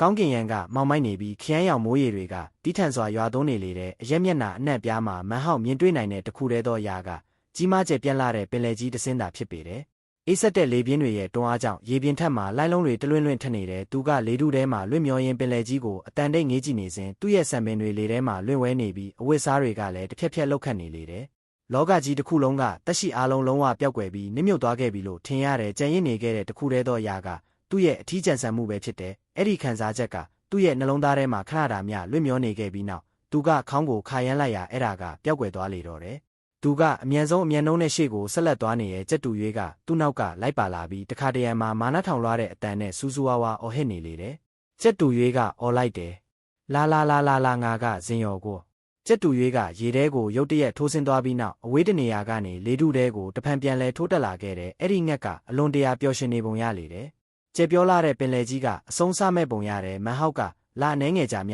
ဆက်လက်ခီးဆက်ခဲ့ပြီးနောက်တစ်ချိန်ကအနောက်ပိုင်းတဲ့ကန္နာရရဲ့အလဲပိုင်းဒေသဖြစ်ခဲ့တဲ့နေမြေရဲ့အတွင်းပိုင်းထိရောက်ရှိသွားလေတယ်ဒီနေရာမှာတစ်ချိန်ကမြင့်မားတဲ့တောင်တန်းကြီးတွေဖြစ်ခဲ့ပေမဲ့အခုအခါကျွန်းတွေအဖြစ်ကိုပြောင်းလဲသွားတဲ့တောင်ထိပ်ဖျားလေးတွေကိုသူမြင်တွေ့နိုင်လေတယ်ဘယ်ကျင့်ကြံသူမှမရှိသလိုဘယ်နှဆိုးသားရဲမှလည်းမရှိတော့ခြေဘူးတစ်ခါတရံရေပေါ်လာတက်တဲ့ရုပ်လောင်းတွေတာလျင်ရှိတော့တယ်အရာအလုံးကတေမတက်တိတ်ဆိတ်ငြိမ်သက်နေလေတယ်နောက်ထပ်9ရက်ကုန်လွန်သွားပြန်တဲ့မန်ဟောက်ရဲ့အရှိတ်ဘက်မှာအခုအခါကျွန်းတကျွန်းဖြစ်နေတဲ့အတော်လေးရင်းနှီးနေပုံရတဲ့တောင်ထိပ်တစ်ခုပေါ်ထွက်လာတယ်မန်ဟောက်ကလေထုထဲမှာရက်တက်လိုက်တဲ့အချိန်တော်ကြာအောင်တေချာစွာစစ်ဆေးကြည့်ပြီးနောက်ဒီတောင်ကိုသူမှတ်မိကြောင်းသိလိုက်ရလေတယ်။ကြီးကန်းနဲ့ဖျားမျိုးနွယ်စုနဲ့အတူခီးသွားစဉ်ကသူဒီနေရာကိုဖျက်တမ်းသွားခဲ့ဘူးတဲ့အခုအခါမှာတော့တောင်ကြီးတစ်ခုလုံးကပင်လယ်ရေအောက်မှာနစ်မြုပ်နေလေပြီးအခုမြင်တွေ့နိုင်သမျှကကျွန်းတကျွန်းဖြစ်တည်နေတဲ့မီတာ60ခန့်သာရှိတဲ့တောင်ထိပ်ပိုင်းသာဖြစ်ပေတယ်။မန်ဟောက်ကရေရွတ်လိုက်တယ်။ဒီနေရာဆိုအဆင်ပြေလောက်တယ် သူကမြောက်ဘက်ကိုဆက်မသွားတော့ခြေဘူးဆက်သွားနေရင်ကျွန်းတွေပိုနေသွားပြီးရေတွေပိုမိုနှက်ဆိုင်သွားမှသာဖြစ်တယ်လက်ရှိရေမျက်နှာပြင်အမြင့်ကအတိတ်ကလေထုရဲ့အလဲလောက်ထိရှိနေခဲ့ပြီဖြစ်တယ်သူကတောင်ထိပ်ကျွန်းလေးပေါ်ကိုဆင်းသက်လိုက်ပြီးတင်ပြင်းခွေထိုင်ချလိုက်တယ်သူကအသက်ပြင်းပြင်းတစ်ချက်ရှူသွင်းလိုက်ပြီးပတ်ပတ်လဲကပင်လယ်ကြီးကိုငေးကြည့်လိုက်တယ်သူ့ရဲ့အမြင်မှာတော့ဒီနေရာကတကားပိတ်ကျင့်ကြံဖို့အတွက်ပြီးပြည့်စုံတဲ့နေရာတစ်ခုပဲဖြစ်ပေတယ်ဒီနေရာကအလွန်တရာဘေးကင်းလုံခြုံလာတယ်ခရမ်းရောင်မိုးရဲ့တုတ်တင်ဖြက်စီးခြင်းစွမ်းအားကြောင့်အဲ့ဒီမိုးကအနောက်ပိုင်းတဲ့ကန္နာရကကျင့်ကြံသူတွေအတွက်တော့ကပ်ဘေးတစ်ခုဖြစ်ပေတယ်တို့ပေမဲ့မန်ဟောက်အတွက်ကတော့အဲ့ဒီကပ်ဘေးကဘလို့အနောက်ရှက်ကိုမှမပေးစွမ်းနိုင်ချေဘူးအမှန်တကယ်တော့သူညံလင်းရရှိပြီးခရမ်းရောင်မိုးတို့တန်းကိုဖန်တီးနိုင်သွားတာနဲ့တပြိုင်နက်ဒီနေရာကသူ့ရဲ့ကိုယ်ပိုင်ပင်လယ်ကြီးတစ်ဖွဲဖြစ်လာပေလိမ့်မယ်အချိန်တော်ကြာကုန်လွန်သွားပြီးနောက်မန်ဟောက်ကသူ့ရဲ့မျက်လုံးတွေကိုမိတ်လိုက်တယ်သူ့ရဲ့ပတ်ပတ်လည်မှာအယောင်၅မျိုးအလင်းတန်းတွေမရှိတော့ချေဘူးသူကရွှေရောင်အမြုတွေအဆင်းရဲ့ပြီးပြည့်စုံတဲ့စက်ဝန်းမှာအပြည့်အဝရှိနေလေပြီးသူတရားထိုင်ကျင့်ကြံဖို့စတင်လိုက်တာနဲ့အမျှသူ့ရဲ့ကျက်စင်၅ပါးတက်တူးတွေကတောက်ပစွာလင်းလက်လာကြတယ်ကျက်တူရွေးကဟိုဟိုဒီဒီပြန်တန်းနေပြီးတခါတရံဝေးကိုပြန်တန်းသွားကတခါတရံပြန်လည်ရောက်ရှိလာတတ်တယ်အဲ့ဒီငှက်ဘယ်နေရာကိုပဲသွားစေကမူသူကိုယ်တိုင်ပျော်ရွှင်စေဖို့နဲ့ဖျော်ဖြေဖို့အရာတွေကိုရှာဖွေနိုင်စွမ်းရှိပုံရတယ်ယခုအချိန်မှာတော့သူကဇင်ရော်တကောင်ဟန်ဆောင်ကဝမ်းသာအားရနဲ့အော်ဟစ်ဆူရှနေလေရဲ့အသားကျယ်လီကလည်းအရှုံးပေးလို့ပုံမရချေဘူးဖောက်ခနဲ့မိတန်တစ်ချက်ထွက်ပေါ်လာပြီးနောက်အဲ့ဒီကျယ်လီကလည်းဇင်ရော်တကောင်ဖြစ်ကိုပြောင်းလဲသွားကကြက်တူရွေးကိုမထီမဲ့မြင်နဲ့မျက်စောင်းထိုးလိုက်လေတယ်ဒီအချိန်မှာထိုလူပြက်နှစ်ကောင်ကပြိုင်ပွဲတစ်ခုစတင်ပါတော့တယ်အချိန်တွေကုန်လွန်သွားတယ်လပေါင်းများစွာကြာမြင့်သွားခဲ့ပြီးမန်ဟောက်ရဲ့ကျင့်ကြံမှုအဆင့်ကအထွတ်ထိပ်မှာဆက်လက်တည်ရှိနေစေဖြစ်တယ်ရုတ်တရက်သူ့ရဲ့မျက်လုံးတွေပွင့်လာပြီးသူ့ရဲ့သူငယ်အိမ်တွေအတွင်းမှာတောက်ပတဲ့အလင်းတန်းတစ်ခုကိုမြင်တွေ့လိုက်ရတယ်သူကသူ့ရဲ့ညာဘက်လက်ညှိုးပေါ်ကသွေးတိုတန်တက်တူးကိုငုံကြည့်လိုက်ရာသူ့ရဲ့မျက်နှာပေါ်မှာခိုင်မာတဲ့တနိဋ္ဌာန်အမူအရာတစ်ခုထွက်ပေါ်လာလေတယ်မန်ဟောက်ကရေရွတ်လိုက်တယ်ငါးရဲ့နောက်ဆုံးတိုတန်မန်ဟောက်ကဆက်ပြောလိုက်တယ်သွေးကအသက်ဆွမ်းအင်ကိုကိုစားပြုပြီးတေခြင်းတရားပုံစံမျိုးမျိုးကိုပြန်လဲတိုက်ခိုက်တယ်ဒါကအသက်ဆွမ်းအင်ကိုဖော်ညွှန်းတဲ့ရေမျိုးစားတိုတန်တက်တူးရဲ့အစိတ်အပိုင်းတစ်ခုပဲခရမ်းရောင်မိုးကတေခြင်းတရားကိုကိုစားပြုပြီးတက်ရှိအားလုံးကိုဖျက်ဆီးပစ်တယ်ဒါကတေခြင်းတရားကိုဖော်ညွှန်းတဲ့ရေမျိုးစားတိုတန်တက်တူးရဲ့နောက်ထပ်အစိတ်အပိုင်းတစ်ခုပဲအသက်ဆွမ်းအင်နဲ့တေခြင်းတရားကတစ်ခုနဲ့တစ်ခုဆန့်ကျင်ဘက်ဖြစ်နေပေမဲ့စက်ဝန်းတစ်ခုထဲမှာပဲရှိနေကြတယ်အသက်ရှင်ခြင်းမရှိဘဲနဲ့တေဆုံးခြင်းဆိုတာဘလို့လို့ရှိနိုင်မှာလဲပြီးတော့တေခြင်းတရားမရှိရဲနဲ့ကောအသက်ရှင်ခြင်းကိုဘာကဆန့်ကျင်ဘက်အနေနဲ့ဖော်ပြပေးနိုင်မှာလဲအသက်ဆွမ်းအင်နဲ့တေခြင်းတရားရဲ့ပေါင်းစပ်မှုသွေးနဲ့ခရမ်းရောင်မိုးရဲ့ရောနှောမှုအဲ့ဒါကမန်ဟောက်ရဲ့ပြီးပြည့်စုံတဲ့စက်ဝန်းရေမျိုးစားတိုတန်ဖြစ်လာလိမ့်မယ်မိမိဘာသာတီးတိုးရရွတ်နေစဉ်သူ့ရဲ့မျက်လုံးတွေကနေအမခန့်အလင်းရောင်တွေတောက်ပထွက်ပေါ်လာတဲ့အခုအချိန်ကညချိန်ဖြစ်ပြီးမိုးကလည်းပုံမှန်တိုင်းရွာသွန်းနေလေတယ်တို့ပေမဲ့သူမိုးထဲမှာထိုင်နေစဉ်သူ့ရဲ့မျက်လုံးတွေကလျှက်စီးတွေလိုလင်းလက်တောက်ပနေလေတယ်မန်ဟောက်ကဆက်တွေးလိုက်တယ်အကယ်၍ငါသာတေခြင်းတရားကိုကိုစားပြုတဲ့ခရမ်းရောင်မိုးတိုတန်နဲ့ပတ်သက်ပြီးညံလင်းအမှန်တကယ်ရယူခြင်းနဲ့ဆိုရင်ဒီနေရာမှာထိုင်ပြီးပင်လယ်ကြီးကိုကြည့်နေုံနဲ့မရဘူးငါကိုယ်တိုင်ကိုကြခံစားနိုင်ဖို့အတွက်ငါကအဲ့ဒီထဲမှာနစ်မြုပ်ထားဖို့လိုအပ်တယ်တေခြင်းတရားဆိုတာဘာလဲဆိုတာကိုပေါ့အဲ့ဒီနီလန်းနဲ့ငါနဲ့ခရမ်းရောင်ပင်လယ်ကြီးကြားမှာဘာကွာခြားချက်မှမရှိတော့တဲ့အခါငါတို့ရဲ့စိတ်ဆန္ဒတွေတစ်ထက်တည်းကျသွားတဲ့အခါမှာအဲ့ဒါကိုနားလည်နိုင်မဲ့အခွင့်အရေးငါရလာလိမ့်မယ်အဲ့ဒီရဲ့စွမ်းအားကိုငါထိန်းချုပ်နိုင်တဲ့အခါငါခရမ်းရောင်ပင်လယ်ကြီးရဲ့အစိတ်ပိုင်းတစ်ခုအနေနဲ့သတ်မှတ်ထားတဲ့တိုတန်တက်တူးတစ်ခုကိုရိုက်နှိပ်နိုင်လိမ့်မယ်သူ့ရဲ့အတွေးတွေဒီနေရာကိုရောက်ရှိသွားချိန်မှာမန်ဟောက်ကအနှဲငယ်မြတောင်တုံဆိုင်နေခြင်းမရှိတော့ချေဘူးအဲ့ဒါကမန်ဟောက်ရဲ့ဆရာလက္ခဏာပဲဖြစ်တယ်သူဆုံးဖြတ်ချက်တစ်ခုချလိုက်ပြီးတာနဲ့သူ့ရဲ့စိတ်ကိုအလွယ်တကူပြောင်းလဲလေမရှိဘူးဒီချက်ကသူ့ရဲ့ကျင့်ကြံခြင်းလမ်းကြောင်းကိုစတင်ခဲ့ပြီးနောက်မှာပိုလို့တောင်မှန်ကန်လာပေတယ်သူကနောက်ကိုဘတော်ခါမှပြန်မလဲခဲ့ပဲအချိန်တိုင်းမှာရှေ့ကိုသာဆက်လက်လျှောက်လန်းခဲ့တယ်အကယ်၍လူတစ်ယောက်ကလမ်းဟောင်းမှာနစ်မိုးနေရင်ဒါမှမဟုတ်ဆုံးဖြတ်ချက်ချဖို့တုံဆိုင်နေမယ်ဆိုရင်တေခြင်းတရားကအလန်းဝေးမှာမဟုတ်တော့ချေဘူးမျက်လုံးတွေတောက်ပသွားလျက်မန်ဟောက်ကမတ်တရက်လိုက်ပြီးရှင်ပြိုင်နေကြတဲ့ကြက်တူရွေးနဲ့အသားကျယ်လီကိုလမ်းကြည့်လိုက်တဲ့ထို့နောက်သူကရှေ့ကိုလမ်းသွားကခရမ်းရောင်ပင်လယ်ကြီးထဲကိုတိုက်ရိုက်ခုန်ချလိုက်လေတယ်သူ့ရဲ့ခန္ဓာကိုယ်ကခရမ်းရောင်ပင်လယ်ရေတွေနဲ့ထိတွေ့လိုက်တာနဲ့တပြိုင်နက်ပြင်းထန်တဲ့တေခြင်းတရားရဲ့အငွေ့သက်တွေ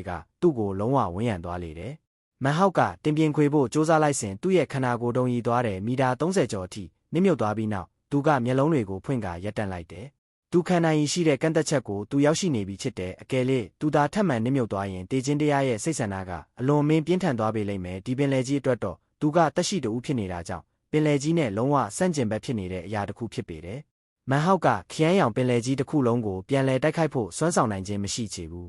မီတာ30အထိနစ်မြုပ်သွားခြင်းကတည်းအကယ်၍အခြားသူတွေကြားသိရရင်လုံးဝမယုံကြည်နိုင်လောက်အောင်တုံ့ပြန်ကြမဲ့အရာတစ်ခုဖြစ်တယ်ခရမ်းရောင်ပင်လယ်ကြီးကကျင့်ကြံသူတွေလုံးဝဝင်ရောက်လို့မရနိုင်တဲ့နေရာတစ်ခုဖြစ်တယ်ပင်လယ်ထဲကိုအချိန်တိုလေးအတွင်းမီတာ6ခုနစ်မြုပ်သွားခြင်းကတည်းဖျက်ဆီးခြင်းမီးတောက်တွေရဲ့ကိုထိုးဆင်းသွားရသလိုဖြစ်နေမှာဖြစ်ရာမီတာ30ဆိုရင်စိုးဖွဲရပင်မရှိတော့ချေဘူး မီတာ30အထိနစ်မြုပ်သွားတဲ့တာမန်ကျင့်ကြံသူတယောက်အတွက်ဆိုရင်သူတို့ရဲ့အသက်ဆွမ်းအင်တွေပျောက်ကွယ်သွားဖို့ဝင်လေထွက်လေ10ချိန်စာခန့်အချိန်သာယူရပေလိမ့်မယ်ဒီနေရာကတေခြင်းတရားရဲ့အငွေ့တက်ကတက်ရှိအားလုံးကိုတုတ်တင်ဖြည့်ဆည်းပစ်ဖို့လုံလောက်တဲ့အရေးချင်းရှိပေတယ်မဟောက်အတွက်ကတော့ဝင်လေထွက်လေ10ချိန်စာအချိန်ထက်များစွာပိုကြအောင်သူထိုနေရာမှာတင်ပြင်းခွေထိုင်နေနိုင်ခြင်းကသူ့ရဲ့ပြည့်ပြည့်စုံခြင်းနဲ့များစွာသက်ဆိုင်နေပေတယ်ပြည့်ပြည့်စုံခြင်းနယ်ပယ်ကသူ့ကိုကောင်းကင်နဲ့မြေကြီးထံကစွမ်းအားတွေကိုစုပ်ယူစရာမလိုအောင်ပြုလုပ်ပေးထားတယ်သူကသူ့ရဲ့ကိုယ်ပိုင်ဆက်ဝန်းဖြစ်တယ်သူ့ရဲ့အသက်ရှင်တန်နိုင်စွမ်းကအခြားသူတွေထက်များစွာတာလွန်နေလေတယ်တိုးတိုင်အောင်ဝင်လေထွက်လေ20ချိန်စာအချိန်ကုန်လွန်သွားပြီးနောက်မဟောက်ရဲ့ခန္ဓာကိုယ်ကတုံရီလာလေတယ်တေခြင်းတရားရဲ့စိတ်ဆန္ဒတွေကသူ့ရဲ့ပတ်လည်မှာစုပုံလာပြီးပိုလို့ထူထပ်လာလေတယ်ဒီသက်ရှင်ခြင်းနဲ့တေဆုံးခြင်းကြားကပုတ်တိုက်မှုကတုတ်တင်ခြင်းအဖြစ်ကိုပြောင်းလဲသွားပြီးသူ့ကိုလုံးလုံးလျားလျားခြေမုံးကမြုပ်နှံပြစ်မဲ့စွမ်းအားတစ်ခုဖြစ်လာလေတယ်အဲ့ဒါကညီရဲပူလောင်နေတဲ့တံပူပြားတစ်ခုပေါ်ကိုရေခဲရေလောင်းချလိုက်တယ်လို့ပါပဲအဲ့ဒီနှစ်ခုကလိုက်ဖက်မှုမရှိချေဘူးရေခဲနဲ့မိတစ်ခုနဲ့တစ်ခုဆန့်ကျင်နေမှုကစွမ်းအားတစ်ခုကိုဖန်တီးပေးတယ်ရေခဲရေကအခိုးငွေ့ဖြစ်ပြောင်းလဲသွားမယ်ဖြစ်စေဒါမှမဟုတ်တံပူပြားကအပီးတိုင်ပျက်စီးသွားမယ်ဖြစ်စေတစ်ခုမဟုတ်တစ်ခုတော့ဖြစ်သွားမှာဒါတဲ့ဒါကတုတ်တင်ခြင်းပဲဖြစ်တယ်ဝင်လေထွက်လေ30ချိန်စာအချိန်ကုန်လွန်ပြီးနောက်တုတ်တင်ခြင်းရဲ့စွမ်းအားကအလွန်မင်းပြင်းထန်လာလို့မဟောက်မှာမျက်လုံးတွေကိုဖွင့်ကာပင်လယ်ထဲကနေအပေါ်ကိုအမြန်ထိုးထွက်လာခဲ့ရတယ်လေထုထဲကိုပြန်တက်သွားပြီးနောက်ဖြူရော်နေရဲ့မျက်နှာနဲ့သူကတောင်ထိပ်ကျွန်းလေးပေါ်ကိုပြန်လည်ရောက်ရှိသွားတယ်သူကသွေးတလုံးအန်ချလိုက်တယ်သူ့ရဲ့အသက်ဆွမ်းအင်နဲ့တေခြင်းတရားရဲ့အငွေ့အသက်ကြားကပုတ်တိုက်မှုကမဟောက်အနေနဲ့ခံနိုင်ရရှိဖို့ခက်ခဲတဲ့တုတ်တင်ခြင်းတစ်ခုအဖြစ်ကိုပြောင်းလဲသွားခဲ့လေတယ်သို့ပေမဲ့အခုအခါသူ့ရဲ့မျက်လုံးတွေကတောက်ပစွာလင်းလက်နေလေပြီမဟောက်ကရေရွတ်လိုက်တယ်အခုငါနားလည်သွားပြီခရမ်းရောင်ပင်လယ်ကပ်ပေးမှာတုတ်တင်ခြင်းစွမ်းအားကမူလကတည်းကပါဝင်နေတာမဟုတ်ဘူးဒီပင်လယ်ရဲ့အဓိကစိတ်ဆန္ဒကတေခြင်းတရားပဲအဲ့ဒီတေခြင်းတရားကအသက်ဆွမ်းအင်နဲ့တွဲဆုံတဲ့အခါတုတ်တင်ခြင်းပောက်ကွဲထွက်လာတာပဲအဲ့ဒီတုတ်တင်ခြင်းကိုခရမ်းရောင်ပင်လယ်ကြီးကမူလကတည်းကဖန်တီးထားတာမဟုတ်ပဲအသက်ဆွမ်းအင်နဲ့ပေါင်းဆက်သွားတဲ့အခါမှသာဖြစ်ပေါ်လာတာအသက်ရှင်ခြင်းနဲ့တေဆုံးခြင်းရဲ့ဆန့်ကျင်မှုကတုတ်တင်ခြင်းစွမ်းအားဖြစ်ပြောင်းလဲသွားတယ်အဲ့ဒါကပြီးပြည့်စုံသွားတဲ့အခါရေမျိုးစားတို့တန်းရဲ့ပြီးပြည့်စုံတဲ့စဝန်းကနေထုတ်လွှတ်နိုင်မဲ့အစစ်အမှန်စွမ်းအားပဲဖြစ်လိမ့်မယ်အဲ့ဒီလိုတုတ်တင်ခြင်းမျိုးကိုဖန်တီးဖို့အတွက်အသက်ရှင်ခြင်းနဲ့တေဆုံးခြင်းကအချိန်ယူရတယ်ငါရဲ့သွေးတို့တန်းတတူးတဲ့ကအသက်ဆွမ်းအင်ကတုတ်တင်ခြင်းနဲ့မဟုတ်ပဲခရမ်းရောင်မိုးရေရဲ့တေခြင်းတရားနဲ့ရှင်တွဲတည်ရှိနေဖို့လိုအပ်တယ်အမှန်တကယ်ဉာဏ်လင်းရဖို့ဆိုရင်တုတ်တင်ခြင်းစွမ်းအားကိုငါခြေဖြတ်ပစ်ဖို့လိုတယ်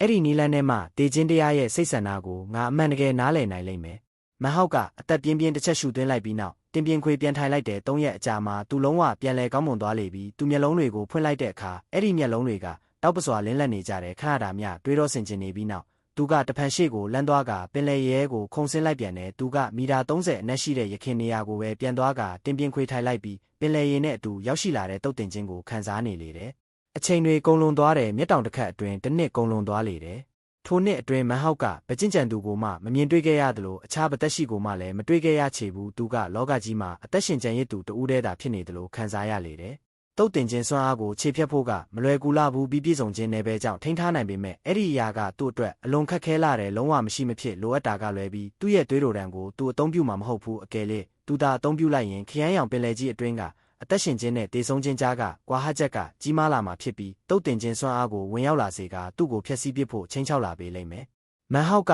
တွေးလိုက်တယ်တေခြင်းတရားနဲ့ပတ်သက်ပြီးဉာဏ်လင်းရဖို့အသက်ဆွမ်းအင်ကိုငါသုံးလို့မရဘူးတေခြင်းတရားကိုနားလည်ဖို့အတွက်ငါအမှန်တကယ်တေဆုံးရမယ်အခုအခါမဟောက်ကခရမ်းရောင်ပင်လယ်ကြီးအတွင်းကိုမီတာ100နီးပါးခန့်ဆင်းသက်နိုင်ပြီဖြစ်ပြီးရေမျက်နှာပြင်ကိုပြန်လည်မတက်လာခင်ဝင်လေထွက်လေ190ကျင်းစာချိန်ထိထိုနေရာမှာနေနိုင်ပြီဖြစ်တယ်ဒီနှစ်အတွင်းသူတိုးတက်မှုများစွာရရှိခဲ့ရင်မဲ့ခရမ်းရောင်မိုးကိုလုံးလုံးလျားလျားနားလည်သဘောပေါက်ဖို့ကများစွာဝေးကွာနေသေးတယ်ဒါပေမဲ့ဒီတေခြင်းတရားကမျက်ကန်းတစေပျက်စီးသွားတာမျိုးမဟုတ်ဘူးငါစနစ်တကျလှုပ်ဆောင်ရမယ်တုတ်တင်ခြင်းစွမ်းအားအောက်မှာငါရဲ့အသက်စွမ်းအင်ကိုတဖြည်းဖြည်းလျှော့ချပစ်ဖို့လိုတယ်ပြီးရင်လုံးဝအလှည့်ပြောင်းတစ်ခုလုပ်ရမယ်ငါရဲ့ကိုယ်ပိုင်တေခြင်းတရားအငွေ့သက်လေးနဲ့တင်ရှင်တန်နေခြင်းအဖြစ်တုတ်တင်ခြင်းစိတ်ဆန္ဒရဲ့လွှမ်းမိုးမှုကိုမခံရဘဲနဲ့ခရမ်းရောင်ပင်လယ်ကြီးရဲ့တေခြင်းတရားအငွေ့သက်ကိုငါအမှန်တကယ်ခံစားနိုင်လိမ့်မယ်ဒီရန်လင်းအစ်စ်ကိုရရှိပြီးနောက်မဟောက်ကရန်နှဲငယ်ကြအနားယူခဲ့ပြီးထို့နောက်မှာတင်ပြင်းခွေတရားထိုင်ဖို့ခရမ်းရောင်ပင်လယ်ကြီးအတွင်းကိုတဖန်ဝင်ရောက်သွားပြန်တယ်အချိန်တွေဆက်လက်ကုန်လွန်သွားတယ်တစ်နှစ်နှစ်နှစ်သုံးနှစ်10နှစ်အခုအခါမဟောက်ကခရမ်းရောင်ပင်လယ်ကြီးရေမျက်နှာပြင်အောက်မီတာ600ကျော်မှာတင်ပြင်းခွေထိုင်နေပြီးသူတေဆုံးနေသလိုလုံးဝလှုပ်ရှားမှုမရှိတော့ခြေဘူးတေခြင်းတရားရဲ့အငွေ့သက်တစ်ခုကသူ့ရဲ့ပတ်လည်မှာလှည့်ပတ်နေလေရဲ့တခါတရံမှာတုတ်တင်ခြင်းစွမ်းအားကပေါက်ကွဲထွက်လာတတ်ပေမဲ့အဲ့ဒီအရာကအတော်လေးအားပြော့နေပြီဖြစ်ကလွန်ခဲ့တဲ့10နှစ်ကထက်တိတိတသာကိုများစွာအားနည်းသွားခဲ့ပြီဖြစ်တယ်တလကုန်လွန်သွားတဲ့မဟောက်ရဲ့မျက်လုံးတွေရုတ်တရက်ပွင့်လာလေတဲ့သူ့ရဲ့ပတ်လည်က တုတ်တင်ခြင်းစွမ်းအားကရုတ်တရက်အလွန်မင်းပြင်းထန်လာတဲ့အဲ့ဒီစွမ်းအားပောက်ကွဲမထွက်လာခင်လေးမှာတင်သူကခရမ်းရောင်ပင်လယ်ကြီးထဲကနေအပေါ်ကိုအမြန်ထိုးထွက်လာခဲ့လေတယ်။မန်ဟောက်ကရေရွတ်လိုက်တယ်။မလုံလောက်သေးဘူးပဲ။ငါပင်လယ်ကျမ်းပြင်မှာအမြဲတမ်းထိုင်နိုင်တဲ့အခါကျမှခရမ်းရောင်ပင်လယ်ကြီးရဲ့အမှန်တရားကိုစတင်နားလည်သဘောပေါက်နိုင်လိမ့်မယ်။ထို10နှစ်ကာလအတွင်းသူ့ရဲ့ကျင့်ကြံမှုအဆင့်ကများစွာပြောင်းလဲသွားခြင်းမရှိခဲ့ချေဘူးတို့ပေမဲ့သူ့ရဲ့ခန္ဓာကိုယ်တစ်ခုလုံးနဲ့အငွေ့အသက်ကတော့ကဘာမြေကြီးတုန်လှုပ်သွားစေလောက်တဲ့အသွင်ပြောင်းလဲမှုမျိုးကိုကြုံတွေ့ခဲ့ရလေပြီ။သူကပုံမအရက်ရှိပြီးတွေ့လျလာကသူ့ရဲ့ယဉ်ကျေးတိမ်မွေးရဲ့စာပေပညာရှင်ဟန်ဘန်တွေမှာနှဆိုးဆန်တဲ့အငွေ့အသက်တွေပုံမပါဝင်လာပြီးပညာရှိဆန်မှုတွေလျော့နေသွားလေတယ်။သူ့ရဲ့အသက်ဆွမ်းအင်တွေလျော့ကျသွားပြီးသူ့ရဲ့တည်ခြင်းတရားအငွေ့အသက်တွေတိုးပွားလာလေတယ်။သူ့ရဲ့အသားအရည်ကတောက်ပကြည်လင်နေပြီးသူ့ရဲ့မျက်နှာသွင်ပြင်ကပုံမချောမောလာကနှဆိုးတစ်ပါးလိုကိုဖြစ်နေလေတယ်။10နှစ်ကြာပြီးနောက်မှာခရမ်းရောင်မိုးကဆက်လက်ရွာသွန်းနေစေဖြစ်ပေမဲ့ပင်လယ်ကြီးကများစွာပုံမနှဆိုင်လာခြင်းမရှိတော့ခြေဘူးကျွန်းတွေကလည်းဆက်လက်တည်ရှိနေစေဖြစ်တယ်။ဒီအချိန်မှာအနောက်ပိုင်းတဲ့ကန္နာရတောင်ပိုင်းဒေသကလည်းပင်လယ်ကြီးရဲ့အစိတ်အပိုင်းတစ်ခုဖြစ်သွားခဲ့လေပြီးအနောက်ပိုင်းတဲ့ကန္နာရရဲ့ကြီးမားကျယ်ပြန့်တဲ့ကုန်းမြေကြီးတစ်ခုလုံးကအခုအခါပင်လယ်ရေတွေဖုံးလွှမ်းသွားခဲ့ပြီဖြစ်တယ်။အနက်ရောင်ကုန်းမြေကိုဝင်ရောက်နိုင်ခဲ့ခြင်းမရှိတဲ့ဗကျင့်ကြံသူမဆိုအခုအခါမှာခရမ်းရောင်ပင်လယ်ကြား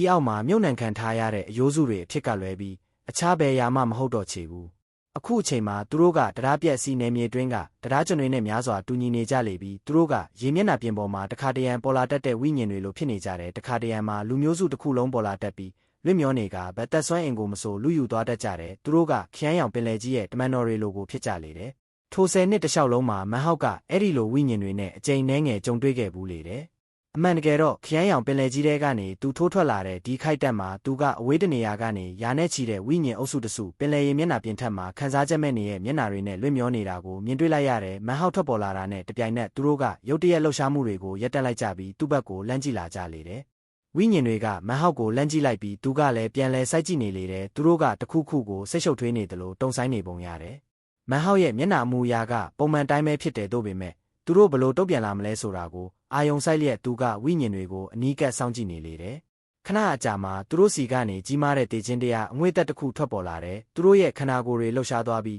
းမန်ဟောက်စီကိုထိုးဖောက်ဝင်ရောက်လာကြလေတယ်။မန်ဟောက်ကမျက်မှောင်ကျုပ်လိုက်ပြီးနောက်တိုးညင်းစွာတက်ပြင်းချလိုက်တဲ့ဝိညာဉ်တွေအနီးကိုရောက်ရှိလာချိန်မှာသူကသူ့ရဲ့ညာလက်နဲ့လက်ညှိုးထိုးလိုက်ရာသွေးရောင်အလင်းနှန်းတစ်ခုပေါက်ကွဲထွက်လာလေတယ်။ဒီသွေးရောင်အလင်းနှန်းအတွင်းမှာပြင်းထန်တဲ့အသက်ဆွမ်းအင်တစ်ခုပါဝင်နေပြီးအဲ့ဒီလင်းနှန်းကရှေ့ကိုထိုးထွက်သွားလေတယ်။မျက်တောင်တစ်ခတ်အတွင်းမှာပဲထိုရာကဝိညာဉ်တွေစီကိုဝင်တိုက်သွားလေတယ်။ထို့သို့ဖြစ်သွားချိန်မှာအရာအလုံးကိုတုံ့လှုပ်သွားစေတဲ့တုတ်တင်ခြင်းစိတ်ဆန္ဒတစ်ခုပောက်ကွဲထွက်လာလေတယ်။မိုးကြိုးတန်လိုအတန်ကြီးတစ်ခုပဲ့တင်ထက်သွားပြီးဝိညာဉ်တွေရဲ့ခန္ဓာကိုယ်တွေအပိုင်းပိုင်းအဆအဆပြိုကျပျက်စီးသွားလေတယ်။အခုအခါသူတို့ကခန္ဓာကိုယ်ရောစိတ်ဝိညာဉ်မှာတည်ဆုံးသွားကြလေပြီ။ဒီတုတ်တင်ခြင်းစိတ်ဆန္ဒကအသက်ရှင်ခြင်းစိတ်ဆန္ဒနဲ့တည်ခြင်းတရားအငွေ့အသက်တို့ထိတွေ့မှုကြောင့်ဖြစ်ပေါ်လာခြင်းဖြစ်တယ်။လွန်ခဲ့တဲ့10နှစ်ကဆိုရင်မန်ဟောက်ကဒီလိုလုံးဝလှုပ်ဆောင်နိုင်ခဲ့မှာမဟုတ်ဘူး။အခုအခါမှာတော့10နှစ်တိုင်တိုင်ညံလင်းရှာဖွေပြီးနောက်သူကသူ့ရဲ့ကိုယ်ပိုင်အသက်ဆွမ်းအင်ကိုတည်ခြင်းတရားအငွေ့အသက်ဖြစ်လုံးလုံးလျားလျားပြောင်းလဲနိုင်ခြင်းမရှိသေးရဲ့မဲ့တုတ်တင်ခြင်းကိုဘလို့ဖန်တီးရမယ်ဆိုတဲ့နေလန်းကိုတော့သူနားလေသဘောပေါက်သွားခဲ့ပြီဖြစ်တယ်။မန်ဟောက်ကခေါင်းရမ်းလိုက်ရင်တွေးလိုက်တယ်။ဒီခရမ်းရောင်ပင်လယ်ဝိညာဉ်တွေက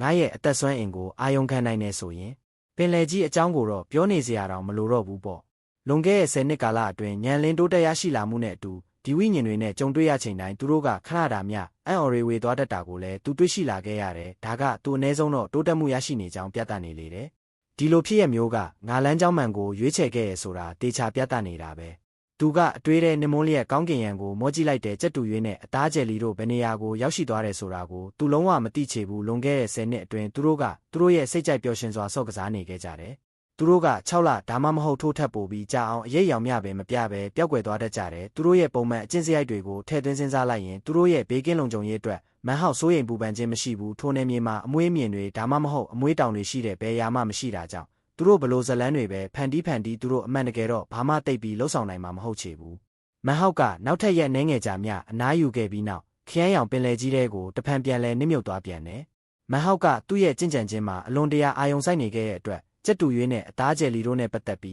းသူ့ရဲ့တွက်ချက်မှုတွေအမှန်တကယ်လွဲချော်သွားခဲ့တာကထင်ရှားလေတယ်။ထိုနယ်မြေမှာအမွေးမြင်တွေဒါမှမဟုတ်အမွေးတောင်တွေရှိတဲ့ဘယ်ရာမှမရှိတာကမှန်ပေမဲ့အနက်ရောင်ကုန်းမြေမှာတော့အခြားကိစ္စတစ်ခုဖြစ်နေလေတယ်။ကြက်တူရွေးနဲ့အသားကျယ်လီတို့ကလွန်ခဲ့တဲ့နှစ်ပေါင်းများစွာကတည်းကသမုဒ္ဒရာကြီးကိုညှိငွေ့သွားခဲ့ကြပြီးရှို့ဝှက်စွာထွက်ခွာကအနက်ရောင်ကုန်းမြေစီကိုပြန်လဲပြန်တန်းသွားခဲ့ကြလေတယ်။ထိုနေရာကိုဝင်ရောက်သွားပြီးနောက်သူတို့ကချက်ချင်းဆိုသလိုပဲကျန်းတဲ့ရုံးရင်းဆန်ခတ်မှုတွေကိုစတင်ဖြစ်ပေါ်စေခဲ့ရာအဲ့ဒီအဖြစ်အပျက်ကအဆုံးမှာဒဏ္ဍာရီတစ်ခုဖြစ်လာခဲ့လေတယ်။အချိန်တွေကုန်လွန်သွားပြီးနောက်ထပ်10နှစ်ကြာမြင့်သွားပြန်တယ်။ မဟောက်ကခရမ်းရောင်မိုးကိုနားလေသဘောပေါက်ဖို့ကြိုးပမ်းရင်းနှစ်ပေါင်း20ကျော်မြအချိန်ယူခဲ့ပြီးဖြစ်တဲ့အခုအခါမှာသူကမီတာ3000နီးပါးအထိရေအောက်ကိုနစ်မြုပ်နိုင်ပြီဖြစ်ပြီးလပေါင်းများစွာတိုင်အောင်ထိုနေရာမှာတင်ပြင်းခွေထိုင်နေနိုင်ပြီဖြစ်တယ်။အခုအခါသူ့ရဲ့အသက်ဆွမ်းအင်ကမယုံကြည်နိုင်လောက်အောင်အားနည်းနေလေပြီးအကယ်၍အခြားလူတစ်ယောက်သာဖြစ်ခဲ့ရင်ဒီလောက်အသက်ဆွမ်းအင်နေပါနေခြင်းကသူတို့လုံးဝအသက်မရှင်တော့ဘူးလို့အတိတ်ပဲရပေလိမ့်မယ်တို့ပေမဲ့မဟောက်မှာတော့ကွဲပြားလေတယ်သူ့ရဲ့အသက်ဆွမ်းအင်အားနည်းနေရင်မဲ့သူ့ရဲ့ထူထပ်တဲ့တည်ခြင်းတရားအငွေ့အသက်က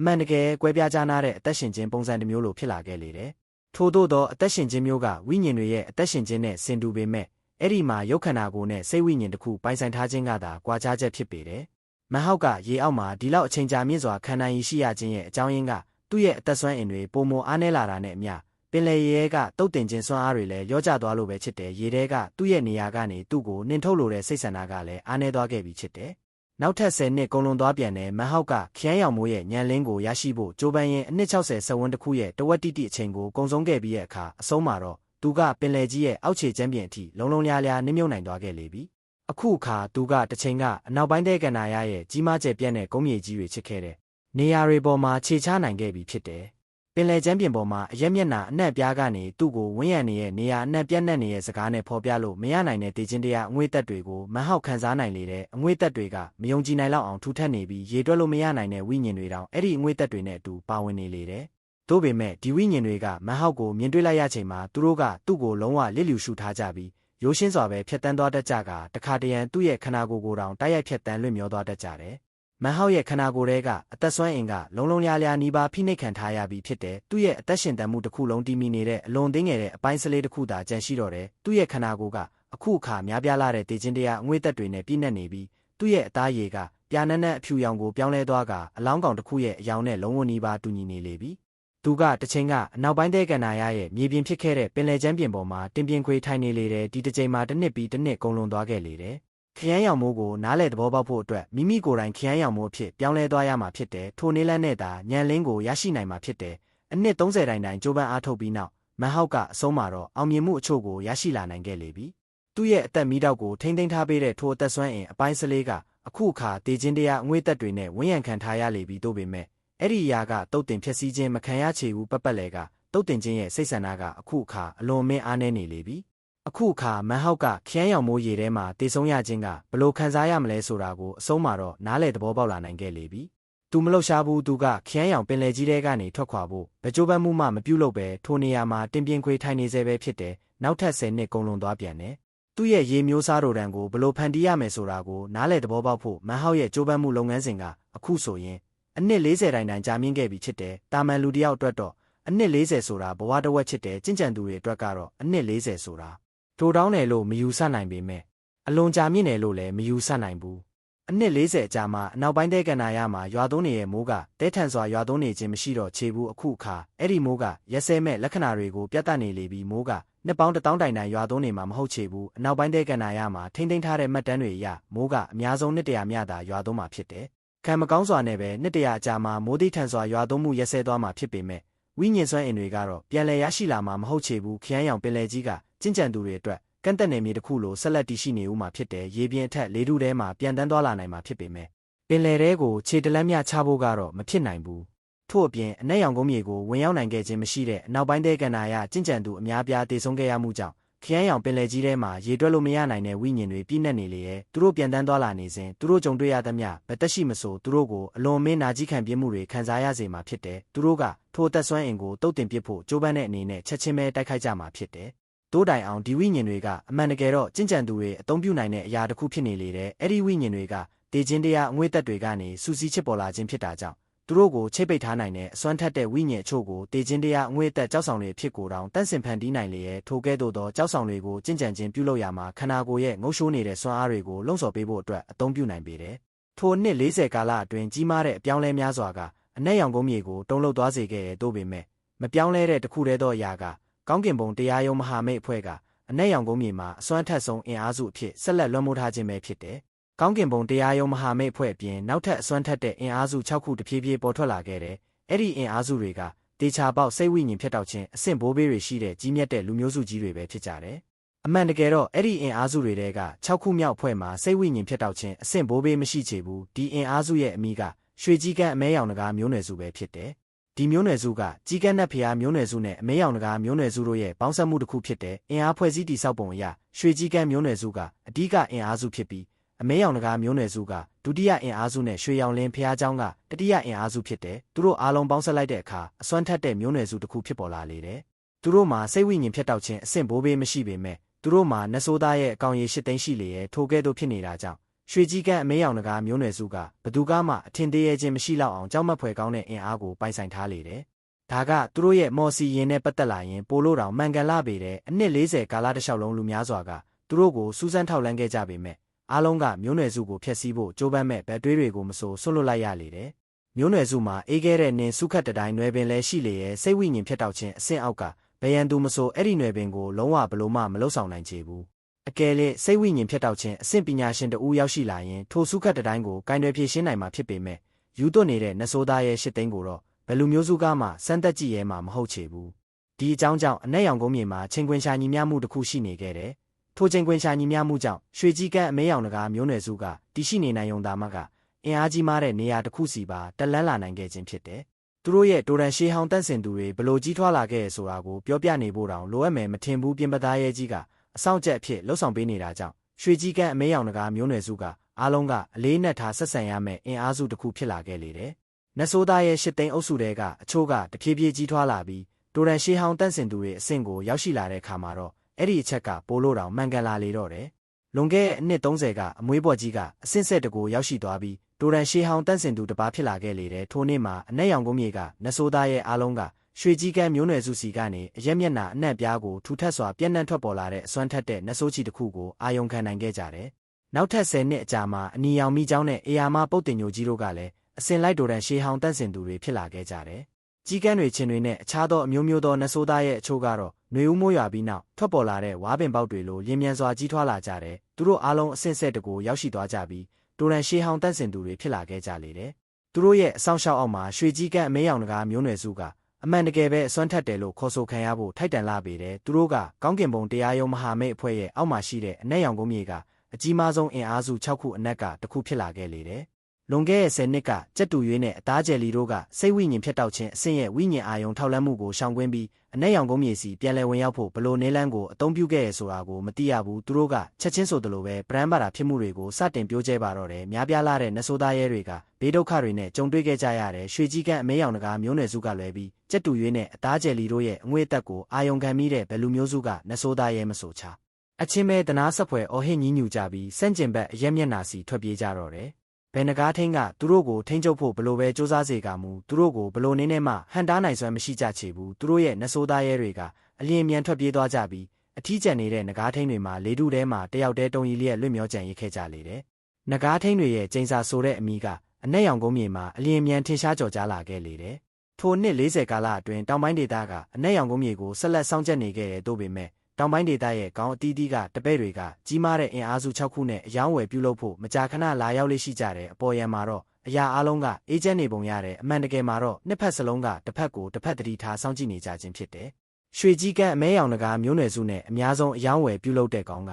ခရမ်းရောင်ကြီးကောင်းမဲဖြစ်လေတယ်။ဒီတို့ဖြစ်ရခြင်းရဲ့အကြောင်းရင်းကလွန်ခဲ့တဲ့အနှစ်40ကဖြစ်ပျက်ခဲ့တဲ့အရာတွေနဲ့ပတ်သက်တဲ့ဒဏ္ဍာရီတွေစတင်ပြန့်နှံ့လာလို့ပါပဲ။ကြီးကန်းနဲ့ဖျားမျိုးနွယ်စုကိုမြောက်ပိုင်းကနေခေါ်ဆောင်လာခဲ့တဲ့တိုရန်ရှေးဟောင်းတန့်စင်သူမန်ဟောင်းဟာတချိန်ကခရမ်းရောင်ကြီးကောင်းရဲ့တပိတ်တူဖြစ်ခဲ့ကြောင်းအနောက်ပိုင်းတဲ့ကန္နာရကျင့်ကြံသူတွေအလျင်မြန်သိရှိသွားခဲ့ကြတယ်။သူကတောင်ပိုင်းဒေသကဆရာသခင်စေးပေါင်းအိုးဖြစ်ပြီးလုံးလုံးလျားလျားထင်ရှားကြော်ကြားတဲ့ပုဂ္ဂိုလ်တူဖြစ်ပေတယ်။ဒီသတင်းတွေစတင်ပြန့်နှံ့လာတာနဲ့တပြိုင်နက်အဲ့ဒါကကြီးမားတဲ့လောက်ခတ်မှုကိုဖြစ်ပေါ်စေခဲ့တယ်ဘလို့ပဲဖြစ်ဖြစ်အနက်ရောင်တကားရဲ့တိုက်အပြင်ဘက်မှာမန်ဟောက်ကကျက်စင်၅ပါးကိုပေါင်းဆက်လိုက်တာကိုမြင်တွေ့ခဲ့ရသူတိုင်းကလုံးလုံးလျားလျားတုံ့လောက်သွားခဲ့ကြရတယ်။သို့ပေမဲ့အချိန်တွေကုန်လွန်သွားတာနဲ့အမျှမန်ဟောက်နဲ့ပတ်သက်တဲ့ဇလန်းတွေကအတိတ်ကဒဏ္ဍာရီတွေဖြစ်ကိုအလျင်မြန်ပြောင်းလဲသွားခဲ့လေတယ်။အနှစ်40တိုင်တိုင်မန်ဟောက်ကိုဘသူကမှမမြင်တွေ့ရတော့သလိုသူ့သတင်းကိုလည်းမကြားရတော့ချေဘူးသူတို့တီးသမျှကသူဟာတစ်ချိန်ကအနောက်ပိုင်းတဲ့ကန္နာရဖြစ်ခဲ့တဲ့နေမြေရဲ့အတွင်းပိုင်းထိပျောက်ကွယ်သွားခဲ့တယ်ဆိုခြင်းပဲခရမ်းရောင်မိုးကြောင့်ခရမ်းရောင်ပင်လယ်ကြီးပြန့်နှံ့လာတာနဲ့အမျှလူအများစုကမန်ဟောက်က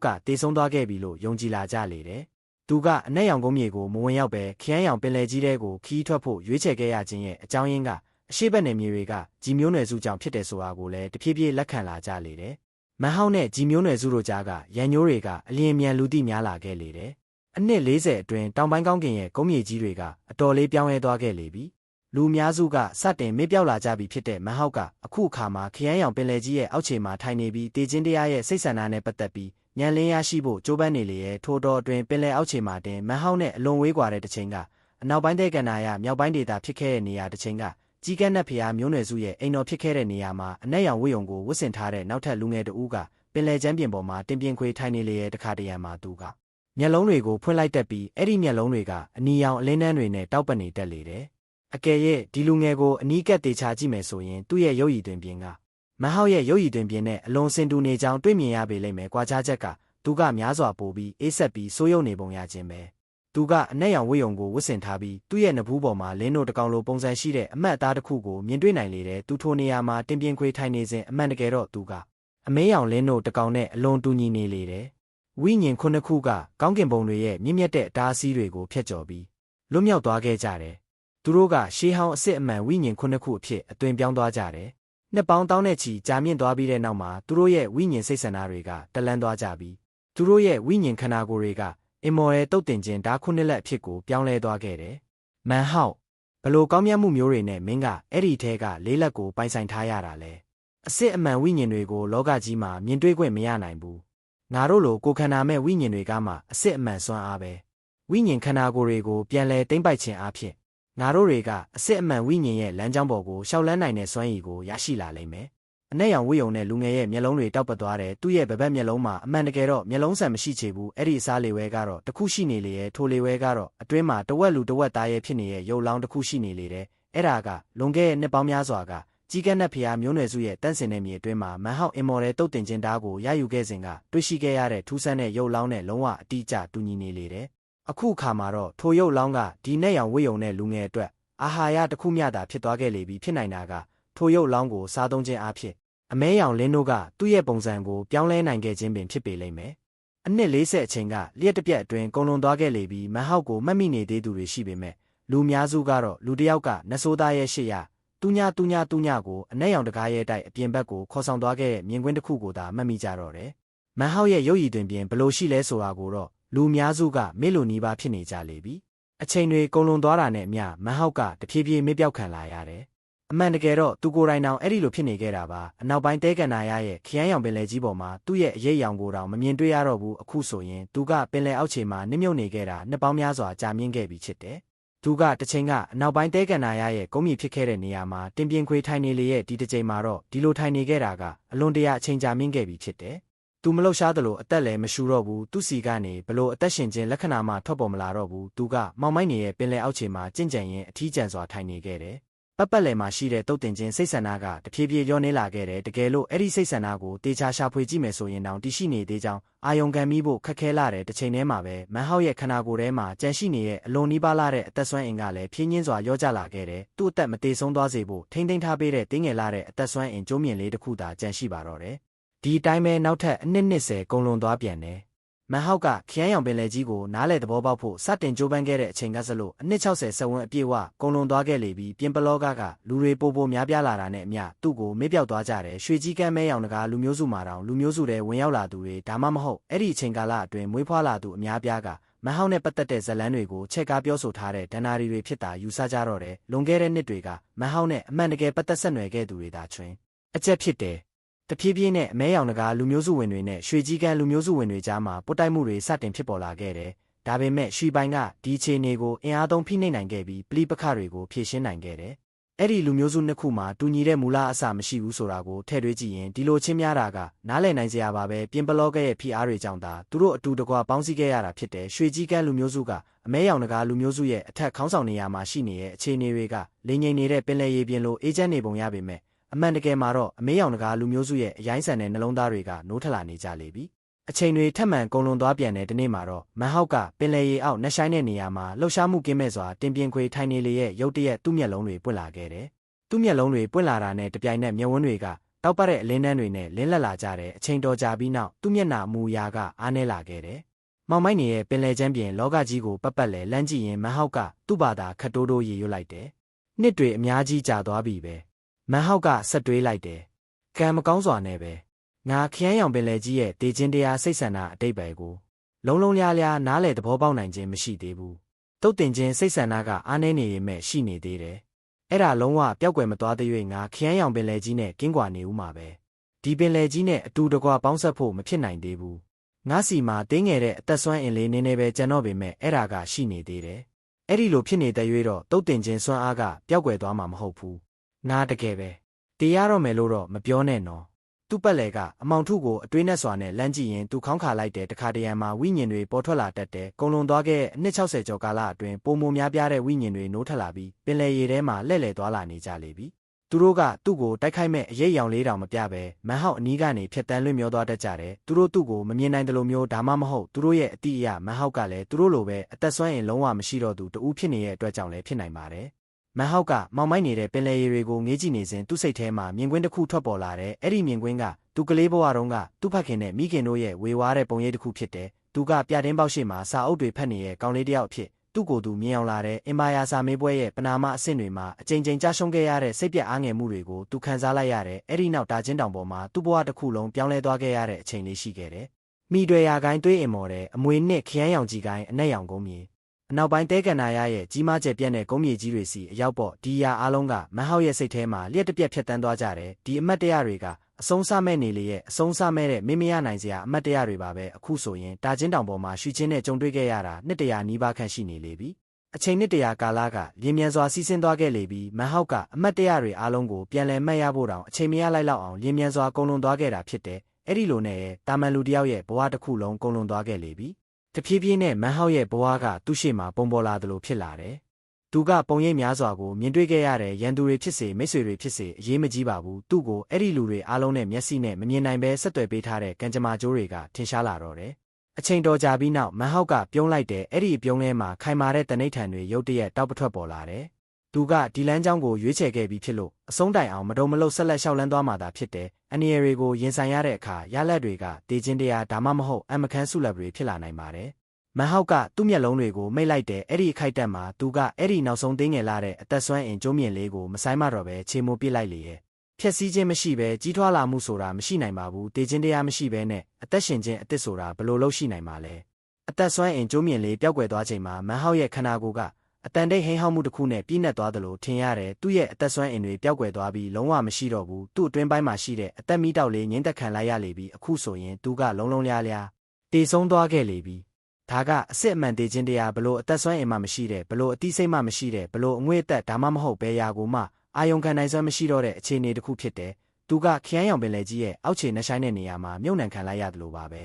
ဲတေဆုံးသွားတဲ့အခိုက်အတန့်မှာသူ့ကိုခရမ်းရောင်ပင်လယ်ကြီးနဲ့ပေါင်းဆက်မသွားစေဖို့တားဆီးနေခဲ့တဲ့တုတ်တင်ခြင်းစိတ်ဆန္ဒကရုတ်တရက်ပျောက်ကွယ်သွားလေရဲ့အဲ့ဒီတားဆီးကအရေးရောင်မြတောင်မကြံရစ်ပဲလုံးဝပျောက်ကွယ်သွားတယ်ဒီတားဆီးဖယ်ရှားခံလိုက်ရတာကသူလက်ခံအတည်ပြုမှုရရှိသွားကြောင်းပြသနေတယ်လို့ပါပဲသူကခရမ်းရောင်ပင်လယ်ကြီးလိုပဲတေခြင်းတရားရဲ့စိတ်ဆန္ဒတစ်ခုဖြစ်သွားလေပြီတုတ်တင်ခြင်းရဲ့ဖျက်တောက်မှုမရှိတော့ပဲမန်ဟောက်ရဲ့ခန္ဓာကိုယ်ကိုအနောက်ပိုင်းတဲကန်နာရရဲ့ခရမ်းရောင်ပင်လယ်ကြီးကထူထပ်တဲ့တေခြင်းတရားအငွေ့သက်တွေနဲ့လွှမ်းကြုံသွားလေတဲ့အဲ့ဒီအငွေ့သက်တွေကသူ့စီကိုစီးဝင်လာပြီးသူ့အတွင်းပိုင်းမှာလက်ပတ်နေကသူ့ကိုထိုးဖောက်ဝင်ရောက်သွားတဲ့အဲ့ဒီစွမ်းအင်တွေကလက်ပတ်နေပြီးစဝန်းတစ်ခုပုံစံလှုပ်ရှားသွားလေရဲ့မန်ဟောက်မှာအတိစိတ်လုံးဝမရှိတော့ဘူးသူကလောကကြီးနဲ့လုံးဝဖျက်တောက်ခံလိုက်ရတယ်လို့လောကကြီးနဲ့ဘလို့မှမသက်ဆိုင်တော့တယ်လို့ပါပဲသူကလောကကြီးကိုမေ့သွားခဲ့တယ်လို့လောကကြီးကလည်းသူ့ကိုမေ့သွားခဲ့လေပြီမန်ဟောက်ကိုမှတ်မိနေတဲ့တခုတည်းသောအရာကခရမ်းရောင်ပင်လယ်ကြီးရဲ့ထူထပ်တဲ့တေခြင်းတရားစိတ်ဆန္ဒသာဖြစ်တယ်အဲ့ဒီစိတ်ဆန္ဒကသူ့ပတ်လည်မှာဆက်လက်ဆူဆီးနေပြီးသူ့ခန္ဓာကိုယ်ထဲကိုစီးဝင်နေရဲ့နောက်ဆုံးတစ်နေ့မှာတော့သူ့ရဲ့ဖြူရော်နေတဲ့အသားရည်ကလုံးဝပြာနက်နက်အယောင်ကိုပြောင်းလဲသွားပြီးတေခြင်းတရားအငွေ့သက်တွေနဲ့ပြည့်နှက်သွားလေတဲ့အခုဆိုရင်သူကခရမ်းရောင်ပင်လယ်ကြီးနဲ့တသားတည်းဖြစ်သွားလေပြီသူ့ရဲ့အတွင်းအင်္ဂါတွေခန္ဓာကိုယ်အစိတ်ပိုင်းတွေအားလုံးက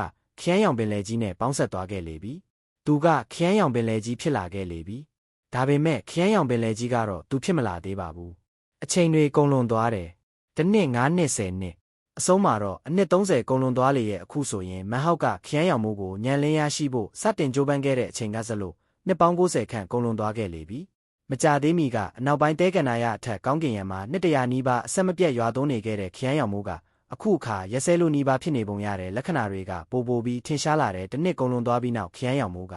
အဆုံးမှာရက်တန့်သွားလေတော့တယ်ကောင်းကင်ယံကမိုင်းညွတ်နေစေဖြစ်ပေမဲ့မိုးရေတွေကျဆင်းလာတာမရှိတော့ဘူးမိုးရွာတာကလုံးဝအဆုံးသက်သွားတာတော့မဟုတ်ပါဘူးတခါတရံမှာဟိုဟိုဒီဒီမိုးနှဲငယ်ရွာသွန်းတတ်သေးတယ်ဒါပေမဲ့ရေဦးရအားဖြင့်ပြောရရင်ခရမ်းရောင်မိုးသီးထန်စွာရွာသွန်းမှုကကုန်လွန်သွားခဲ့လေပြီခရမ်းရောင်မိုးရွာသွန်းမှုရပ်တန့်သွားချိန်မှာအနောက်ပိုင်းတဲကန်နာရရဲ့ခရမ်းရောင်ပင်လယ်ကြီးမှာထူးခြားချက်တစ်ခုခုရှိနေလေရဲ့ အဲ့ဒီအခိုက်အတန့်မှာပင်လယ်ပြင်အထက်နဲ့အောက်မှာလွင့်မျောနေကြတဲ့ဝိညာဉ်တွေအားလုံးကရုတ်တရက်ရပ်တန့်သွားကြတယ်။အရာအားလုံးကတိတ်ဆိတ်ငြိမ်သက်သွားတယ်။သူတို့ရဲ့မျက်နှာတွေကအရင်ကထပ်ပိုပြီးတော့တောင်ခံစားချက်မဲ့သွားကြကတခုခုကိုယိုသေးလေးစားစွာနားထောင်နေကြသလိုပါပဲ။အဲ့ဒီလိုနားထောင်နေတဲ့ကာလက3လတိုင်ကြာမြင့်ခဲ့တယ်။3လအကြာမှာအရာအားလုံးပုံမှန်တိုင်းပြန်ဖြစ်သွားတယ်။ဒါပေမဲ့ဒီခရမ်းရောင်ပင်လယ်ကြီးမှာတစုံတစ်ခုကွဲပြားနေလေရဲ့ဘသူကမှအာယုံမခံနိုင်တဲ့တစုံတစ်ခုပေါ့။ပင်လယ်ကြီးအတွင်းကလိုင်းလုံးတွေတစ်ခုစီတိုင်းမှာစိတ်ဆန္ဒတစ်ခုပါဝင်နေသလိုပါပဲ။အဲ့ဒီစိတ်ဆန္ဒကမန်ဟောက်ပိုင်ဆိုင်တဲ့အရာဖြစ်လေရဲ့။ဒါပေမဲ့မန်ဟောက်ကတော့အဲ့ဒီအချက်ကိုသတိမပြုမိဘူး။သူဘယ်ချိန်မှနိုးထလာခဲ့လဲဆိုတာအတိအကျမသိပါဘူး။သူဘသူလဲဆိုတာကိုမမှတ်မိသလိုသူ့ရဲ့အမတ်တရတစ်ခုမှလည်းသူ့စီမှာမရှိတော့ဘူး။သူမှတ်မိသမျှကသူနိုးထလာခဲ့ပြီးခရမ်းရောင်ပင်လယ်ကြီးဖြစ်လာခဲ့ရဆိုတာပါပဲ။သူကခရမ်းရောင်ပင်လယ်ကြီးဖြစ်တယ်။ခရမ်းရောင်ပင်လယ်ကြီးကလည်းသူပဲဖြစ်လေရဲ့။ရှုပ်ထွေးနေတဲ့စိတ်နဲ့သူကပတ်ဝန်းကျင်ကိုလှမ်းကြည့်လိုက်တယ်ဘလောက်အချိန်ကုန်လွန်သွားလဲဆိုတာသူမမှတ်မိဘူးမိုးတပေါက်တောင်မမြင်ရတော့တဲ့အထိမိုးရွာသွန်းမှုရပ်တန့်သွားတာကိုသူမြင်တွေ့ခဲ့ရတယ်ပင်လယ်အောက်ခြေနှဆိုင်တဲ့နေရာမှာတင်ပြင်းခွေထိုင်နေတဲ့အနက်ရောင်ဝိယုံနဲ့လူငယ်တဦးကိုလည်းသူမြင်တွေ့ခဲ့ရတယ်သူအဲ့ဒီလူငယ်ကိုမြင်တွေ့လိုက်ရတဲ့အခိုက်အတန့်မှာပဲအဲ့ဒီလူငယ်ကလည်းမန်ဟောက်ကိုအာယုံခံမိသွားပြီးသူ့မျက်နှာပေါ်မှာမယုံကြည်နိုင်လောက်အောင်အံ့ဩထိတ်လန့်သွားတဲ့အမူအရာတစ်ခုထွက်ပေါ်လာတယ်သူ့ခန္ဓာကိုယ်ကအေးမိသလိုတုံရီလာတယ်မန်ဟောက်ကအကြောင်းရင်းကိုနားမလည်ပေမဲ့အဲ့ဒီလူငယ်ကအမေးအောင်လင်းတို့တကောင်ဖြစ်ရုတ်တရက်ပြောင်းလဲသွားပြီးနောက်ထိတ်လန့်တကြားထွက်ပြေးပါတော့တယ်။မန်ဟောက်ကသူ့ကိုအာယုံဆိုင်လိုက်တဲ့အချိန်တိုင်းမှာသူကဖော်ပြလို့မရနိုင်တဲ့ထိတ်လန့်မှုတွေနဲ့တုံရီသွားပြီးအမြန်ဆုံးအမြန်နှုံးနဲ့ထွက်ပြေးတက်လေရဲ့။မန်ဟောက်ကအမှန်တကယ်ပဲနားမလည်နိုင်အောင်ဖြစ်နေတယ်။သူကအကြည့်လွဲလိုက်ပြီးသူ့ပတ်လည်ကလောကကြီးကိုတဖန်ပြန်လဲစစ်ဆေးကြည့်လိုက်ရအနှဲငယ်တွေးဝေသွားတယ်။မကြခင်မှာပဲကြင်ကြံသူတွေကဝိညာဉ်တွေကိုအမဲလိုက်ဖို့ပင်လယ်ပြင်ပေါ်မှာပေါ်ထွက်လာကြတယ်။မန်ဟောက်ကဒီယာအားလုံးကိုအလွန်ရှင်းလင်းစွာမြင်တွေ့နေရတယ်။ကြင်ကြံသူချို့ပင်လယ်ထဲပြုတ်ကျသွားပြီးအသက်ဆုံးရှုံးသွားကြတာကိုလည်းသူမြင်တွေ့ခဲ့ရတယ်။မန်ဟောက်ကအရာအားလုံးကိုရှုပ်ထွေးနေတဲ့စိတ်နဲ့စောင့်ကြည့်နေလေရဲ့ပုံမများပြားတဲ့ကြင်ကြံသူတွေရောက်ရှိလာကြတယ်။သူတို့ကပင်လယ်ရေနဲ့မထိမိစေဖို့တတိထားကြတယ်။သူတို့ရဲ့မော်ပညာစွမ်းရည်တွေနဲ့မော်နီးစနစ်တွေကိုအသုံးပြုခြင်းအပြင်လုံးဝနစ်မြုပ်မသွားသေးတဲ့တောင်ထိပ်ကျွန်းအချို့ကိုသူတို့ရှာဖွေတွေ့ရှိနိုင်ခဲ့ကြတယ်။သူတို့ကပင်လယ်ရေပြင်အထက်အဲ့ဒီတောင်ထိပ်တွေရဲ့ပတ်လည်မှာမြို့တွေကိုစတင်တည်ဆောက်ကြလေရဲ့။အဲ့ဒီနေရာတွေကိုမြို့တွေလို့ခေါ်ဆိုကြပေမဲ့အမှန်တကယ်မှာတော့အဲ့ဓာတွေကကင်းစခန်းတွေနဲ့ပိုတူတယ်။မကြာခင်မှာပဲအနောက်ပိုင်းတဲကန်နာရရဲ့ခရမ်းရောင်ပင်လယ်ကြီးပေါ်မှာအဲ့ဒီလိုကင်းစခန်းစုစုပေါင်း10ခုကိုတိစောက်ပြီးစီးသွားကြတယ်။မန်ဟောက်ကသူတို့ကိုစောင့်ကြည့်နေခဲ့တဲ့တစ်ချိန်မှာတော့စိတ်ဆန္ဒတစ်ခုရုတ်တရက်ထွက်ပေါ်လာပြီးကြီးမားတဲ့လိုင်းလုံးကြီးတွေပင်လယ်ပြင်ထက်မှာလိမ့်တက်လာကတိစောက်ဆဲကင်းစခန်းတစ်ခုကိုရုတ်တရက်နစ်မြုပ်သွားစေခဲ့တယ်။ကင်းစခန်းတွေပေါ်ပေါက်လာခြင်းကပုံမများပြားတဲ့ကြင်ကြံသူတွေကိုအနောက်ပိုင်းတဲကန်နာရရဲ့ကြီးမားကျယ်ပြန့်တဲ့ပင်လယ်ကြီးစီဝိညာဉ်တွေကိုတတိထားမဲလိုက်ဖို့ရောက်လာစေခဲ့တယ်။စောင့်ကြည့်လေ့လာနေပြီးနောက်မန်ဟောက်ကတဖြည်းဖြည်းညှင်းငွေ့လာသလိုခံစားလာရတယ်သူတိတ်ဆိတ်သွားပြီးအချိန်တွေတဖန်ပြန်လဲစီးဆင်းလာပြန်တယ်ဘလောက်ကြာပြီဆိုတာကိုတော့သူမသိပါဘူးသူ့ကိုနောက်ဆက်မဲ့သူမရှိပဲမမျှော်လင့်ထားတဲ့အဖြစ်အပျက်တွေမရှိဘူးဆိုရင်မန်ဟောက်ကဒီအတိုင်းနှစ်ပေါင်း1000တိုင်တည်ရှိနေနိုင်ပါတယ်အဲ့ဒီနောက်မှာတော့ခရမ်းရောင်ပင်လယ်ကြီးကပျောက်ကွယ်သွားမှာဖြစ်ပြီးသူ့အတိစိတ်ကသူ့ခန္ဓာကိုယ်ထဲကိုပြန်လဲရောက်ရှိလာမှာဖြစ်တယ်နောက်ဆုံးမှာသူကအတစ်တဖန်ပြန်လဲမွေးဖွားလာပါလိမ့်မယ်မန်ဟောက်ကိုယ်တိုင်မသိလိုက်တာကသူကြုံတွေ့နေရတဲ့ຢာဟာညံလင်းရယူနေခြင်းလို့ထင်ရပေမဲ့အမှန်တကယ်မှာတော့ရှေးခေတ်ကာလက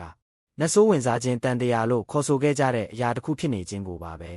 ရုပ်ခန္ဓာကိုယ်ကိုဆွတ်လွတ်လိုက်ရတယ်လို့ကြင်ကြံမှုအဆင့်ကိုလည်းဆွတ်လွတ်လိုက်ရတဲ့အတိစိတ်ကပြိုကွဲပျက်စီးသွားပြီးနောက်အသက်ရှင်ခြင်းပုံစံအသစ်တစ်ခုနဲ့ပြန်လည်နိုးထလာတဲ့ကောင်းကင်နဲ့မြေကြီးရဲ့မဟာနတ်ဆိုးကြီးတစ်ပါးဖြစ်လာတာနဲ့အမျှအရာအလုံးကမေ့ပြောက်ခံလိုက်ရလေပြီအတိတ်နဲ့ပတ်သက်သမျှအရာအလုံးလုံးဝဖျက်တောက်ဖယ်ရှားခံလိုက်ရလေပြီပင်လယ်ထဲမှာတော့အချိန်တွေမေ့ပြောက်ခံရတဲ့အဆုံးမဲ့အေးဆက်မှုမှာအချိန်ကာလကိုမသိနိုင်တော့ဘူးမန်ဟောက်ကလူများစွာကိုမြင်တွေ့ခဲ့ရတယ်သူတို့တဲကတဦးကတော့အဖြူရောင်ဝိယုံရှည်ကြီးကိုဝတ်ဆင်ထားတဲ့အဘိုးအိုတဦးဖြစ်တယ်သူခန္ဓာကိုယ်ကနေဆေးရနံ့တွေထွက်ပေါ်နေပြီးသူကထူးကဲမြင့်မြတ်သူတဦးရဲ့ဟန်ပန်မျိုးရှိလေရဲ့တနစ်တော်နေ့တစ်နေ့မှာတော့သူကခရမ်းရောင်ပင်လယ်ကြီးရဲ့အထက်ကောင်းကင်ယံမှာပေါ်လာခဲ့တယ်သူကရေပြင်ကိုခန်းစားချက်မဲ့စွာနဲ့ငုံကြည့်နေပြီးမန်ဟောက်ကလည်းသူ့ကိုခန်းစားချက်မဲ့စွာနဲ့မောကြည့်နေခဲ့တယ်ဒီလူနဲ့ပတ်သက်လို့ရင်းနှီးနေတဲ့အရာတစ်ခုခုရှိနေလေရဲ့သူကလေထုထဲမှာအတန်တိတ်လွတ်မျောနေပြီးပင်လယ်ကြီးကိုငုံကြည့်နေတဲ့3လကုန်လွန်သွားတဲ့နောက်ဆုံးမှာအဲ့ဒီလူကတိုးညင်းစွာတက်ပြင်းချလိုက်တယ်တပဲ့လေးမင်းနတ်ဆိုးဝင်စားခြင်းတန်တရာရဲ့အလဲကိုရောက်နေတာပဲသူကခေါင်းရက်လိုက်ပြီးနောက်လှည့်ထွက်သွားခဲ့ရာရှုပ်ထွေးနေတဲ့စိတ်ခံစားမှုတွေနဲ့ပြည့်နှက်နေတာက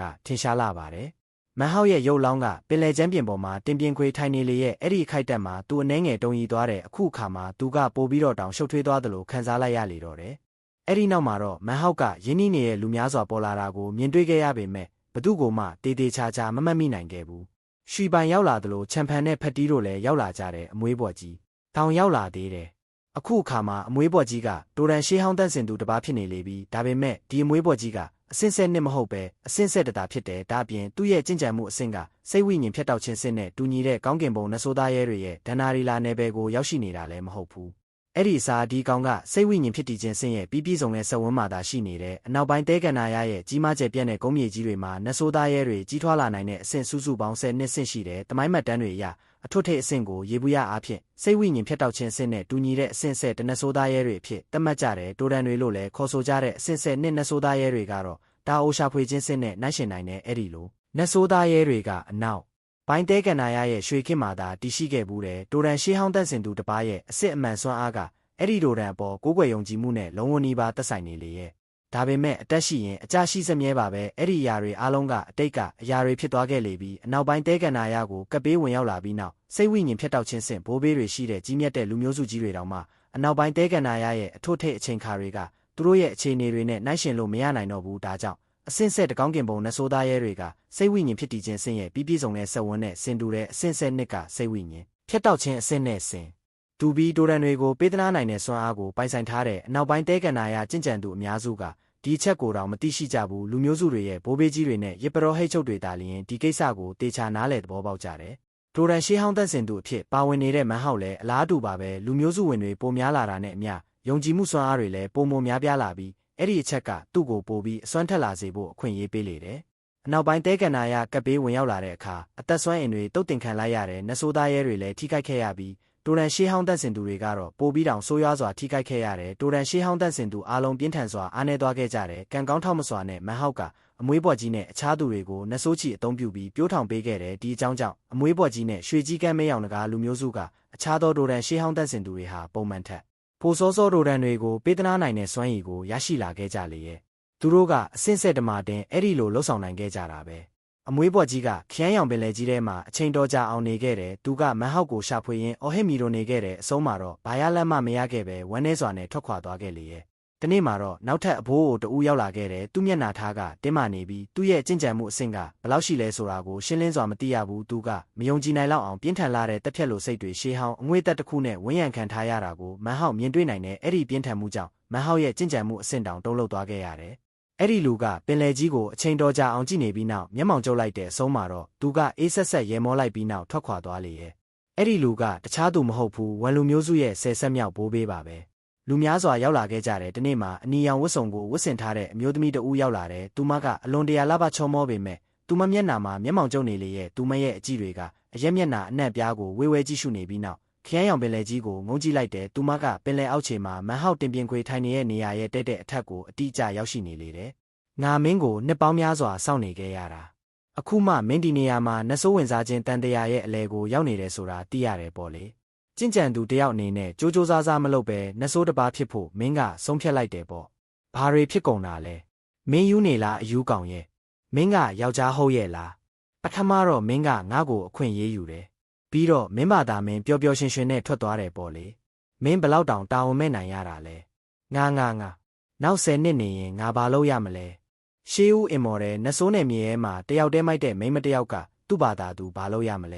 ဲအနီရောင်ဝိယုံနဲ့အမျိုးသမီးကသွားကျိတ်နေုံကလွဲလို့အခြားဘာမှမလုပ်နိုင်ခဲ့ဘူးရက်နှဲငယ်အကြာမှာတော့သူမကဒေါသတကြီးနဲ့ထွက်ခွာသွားခဲ့ရာအလွန်အမင်းစိတ်ပြက်နေတာထင်ရှားလာတယ်နောက်ထပ်ရက်နှဲငယ်ကုံလွန်သွားပြီးနောက်အစိမ်းရောင်ဝတ်စုံရှည်ကြီးကိုဝတ်ဆင်ထားတဲ့အမျိုးသမီးတဦးရောက်လာခဲ့တယ်သူမကလှပပြီးဆေးရနန်းတစ်ခုထွက်ပေါ်နေလေရဲ့သူမကလေထုထဲမှာအချိန်တော်ကြာအောင်လွင့်မျောနေပြီးပင်လယ်ကြီးကိုငေးကြည့်နေတယ်သူမကခတ်တိုးတိုးပြောလိုက်တယ်မန်ဟောက်မင်းအတိအကျဘယ်နေရာမှာရှိနေတာလဲအချိန်တော်ကြာကုံလွန်သွားပြီးနောက်သူမကတက်ပြင်းကြကထွက်ခွာဖို့ပြင်ဆင်လိုက်တယ်အဝေးကိုထွက်မသွားခင်လေးမှာသူမကခရမ်းရောင်ပင်လယ်ကြီးကိုလှမ်းကြည့်လိုက်ပြီးနောက်ဆေးလုံးတစ်လုံးကိုရေထဲပစ်ချလိုက်တယ်အဲ့ဒီဆေးလုံးကသူမကိုယ်တိုင်ဖော်ဆက်ထားတဲ့ဆေးလုံးတစ်လုံးဖြစ်ပြီးအထွတ်ထိပ်ကိုရောက်ရှိနေပြီဖြစ်တဲ့သူမရဲ့ကိုယ်ပိုင်ဆေးဖော်ဆက်ခြင်းတာအိုကိုကိုစားပြုလေရဲ့ဆေးလုံးကရေထဲကျသွားပြီးနောက်အရီပျော်သွားတယ်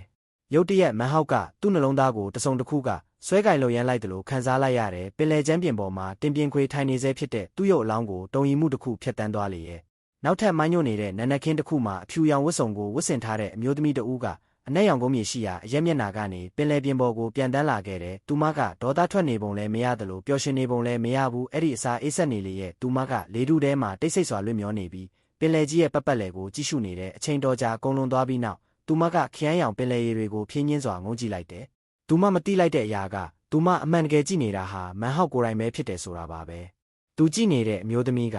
ရွှီချင်းဖြစ်တယ်ဆိုတာကိုမန်ဟောက်လုံးဝနားလည်သဘောပေါက်နိုင်ခြင်းမရှိခဲ့ဘူး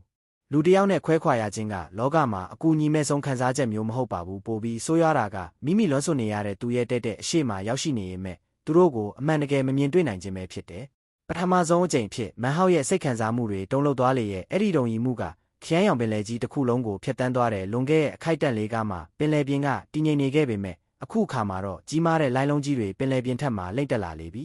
ရွှီချင်းကပင်လယ်ကြီးကိုခန်းစားချက်မဲ့စွာနဲ့ငိုကြည့်နေခဲ့တယ်တစ်နှစ်တိပါပဲ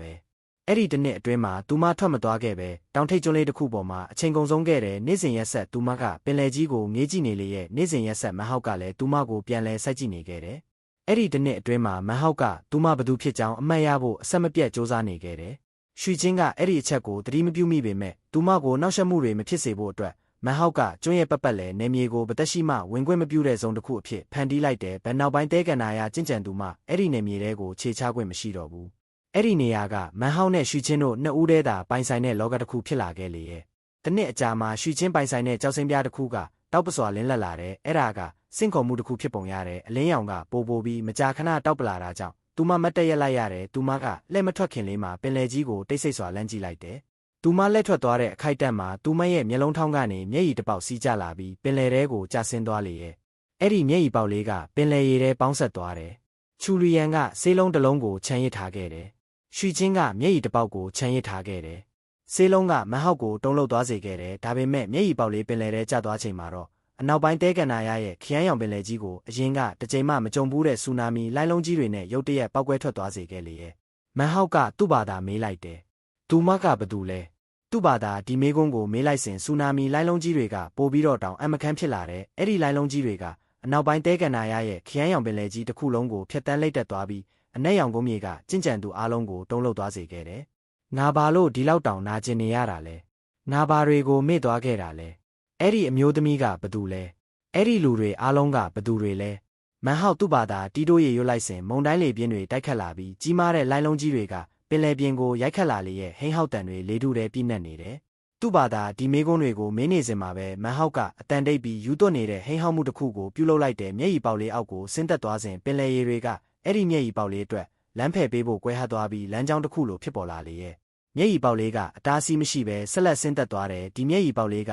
ခရမ်းရောင်ပင်လယ်ကြီးရဲ့အောက်ခြေနှဆိုင်တဲ့နေရာတွေစီလမ်းပြခေါ်ဆောင်ခံနေရတယ်လို့ပါပဲအဲ့ဒီမျက်ရည်ပေါက်လေးကမန်ဟောက်ရဲ့ရုပ်လောင်းတင်ပြင်းခွေထိုင်နေတဲ့မောင်မိုက်နေရဲ့နေရာစီကိုဆက်လက်ဆင်းသက်သွားလေရဲ့မျက်ရည်ပေါက်လေးကမန်ဟောက်အနီးကိုရောက်ရှိလာပြီးနောက်သူ့ရဲ့ဖြူရော်နေတဲ့သွေးစုံနေတဲ့နှုတ်ခမ်းတွေပေါ်ကိုကျဆင်းသွားတယ်အဲ့ဒီနောက်အဲ့ဒါကသူ့ရဲ့ပစက်ထဲကိုစိတ်ဝင်သွားပြီးနှဆိုင်တဲ့ခါးသီးမှုတစ်ခုအဖြစ်ပြောင်းလဲသွားလေရဲ့ခါးသီးတဲ့မျက်ရည်ကမန်ဟောက်ရဲ့ပစက်အတွင်းပြန့်နှံ့သွားရာသူ့ရဲ့ရုပ်လောင်းကိုရုတ်တရက်လှုပ်ရှားသွားစေခဲ့တယ်ဖော်ပြလို့မရနိုင်တဲ့အငွေ့သက်တစ်ခုကသူ့စီကနေရုတ်တရက်ပောက်ကွဲထွက်လာလေတယ်အဲ့ဒီလိုဖြစ်သွားချိန်မှာပင်လယ်ပြင်ပေါ်ကဆူနာမီလိုင်းလုံးကြီးတွေကပိုပြီးတော့တောင်အမခမ်းဖြစ်လာတယ်အလွန်တရာကြာမြင့်တဲ့အချိန်တွေကုန်လွန်သွားပြီးနောက်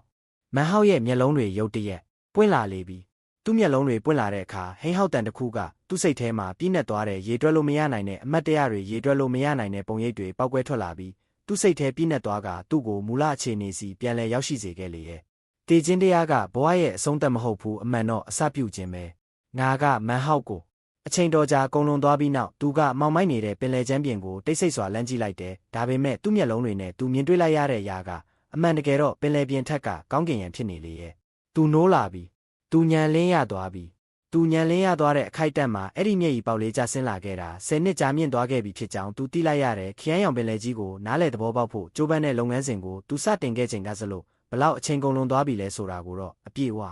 နှစ်ပေါင်း150တိုင်ကုန်လွန်သွားခဲ့လေပြီအဲ့ဒီမျက်ရည်ပေါက်လေးသာမရှိခဲ့ရင်မန်ဟောက်နိုးထလာမှာမဟုတ်ဘူးသူကသူ့ရဲ့နှဆိုးဝင်စားခြင်းတန်တရားကိုဆက်လက်ဖြတ်တန်းနေရလိမ့်မယ်နှစ်ပေါင်း1000အကြာမှသူနိုးထလာပါလိမ့်မယ်အဲ့ဒီလိုဖြစ်သွားချိန်မှာလောကကြီးတဲ့ကျင့်ကြံသူတူလျော့နေသွားလိမ့်မယ်နှဆိုးချိတ်ပိတ်သူတွေရဲ့အမွေနှစ်ဟာဖျက်တောက်ခံလိုက်ရလိမ့်မယ်တစ်ချိန်တည်းမှာပဲကောင်းကင်နဲ့မြေကြီးရဲ့မဟာနှဆိုးကြီးအသစ်တစ်ပါးထွက်ပေါ်လာပါလိမ့်မယ်သူနိုးလာတဲ့အခိုက်အတန့်မှာခရမ်းရောင်ပင်လယ်ကြီးရေမျက်နှာပြင်ပေါ်ကကြီးမားတဲ့လိုင်းလုံးကြီးတွေငြိမ်သက်သွားလေရဲ့ဝိညာဉ်တွေအားလုံးကပင်လယ်ရေထဲနစ်မြုပ်သွားကြပြီးအထက်ကလောကကြီးကနေပျောက်ကွယ်သွားကြတယ်ခရမ်းရောင်ပင်လယ်ကြီးတစ်ခုလုံးတေမတက်တိတ်ဆိတ်ငြိမ်သက်သွားလေတယ်ခရမ်းရောင်ပင်လယ်ကြီးရဲ့အောက်ခြေနှဆိုင်တဲ့နေရာမှာမန်ဟောက်ရဲ့အသက်ဆွမ်းအင်ကတဖန်ပြန်လဲအားကောင်းစွာလောင်ကျွမ်းလာတဲ့ရက်နှဲငယ်ကုန်လွန်သွားပြီးနောက်သူကသူ့ရဲ့ရခင်အထွတ်ထိပ်အခြေအနေကိုတောင်ကျော်လွန်သွားခဲ့ပြီဖြစ်တဲ့အရင်ကဆိုရင်ဒီလောက်ပြင်းထန်တဲ့အသက်ဆွမ်းအင်မျိုးကခရမ်းရောင်ပင်လယ်ကြီးအတွင်းက တုတ်တင်ခြင်းစိတ်ဆန္ဒစီကနေမယုံကြည်နိုင်လောက်တဲ့တုတ်ပြန်မှုတစ်ခုကိုဖြစ်ပေါ်စေခဲ့လိမ့်မယ်သူကလုံးလုံးလျားလျားတုတ်တင်ခံလိုက်ရပါလိမ့်မယ်ဒါပေမဲ့အခုအခါမှာတော့ခရမ်းရောင်ပင်လယ်ကြီးကသူ့ကိုဖယ်ရှားဖို့ဘာမှမလုပ်ဆောင်တော့ဘူးဘာကြောင့်လဲဆိုတော့မန်ဟောက်က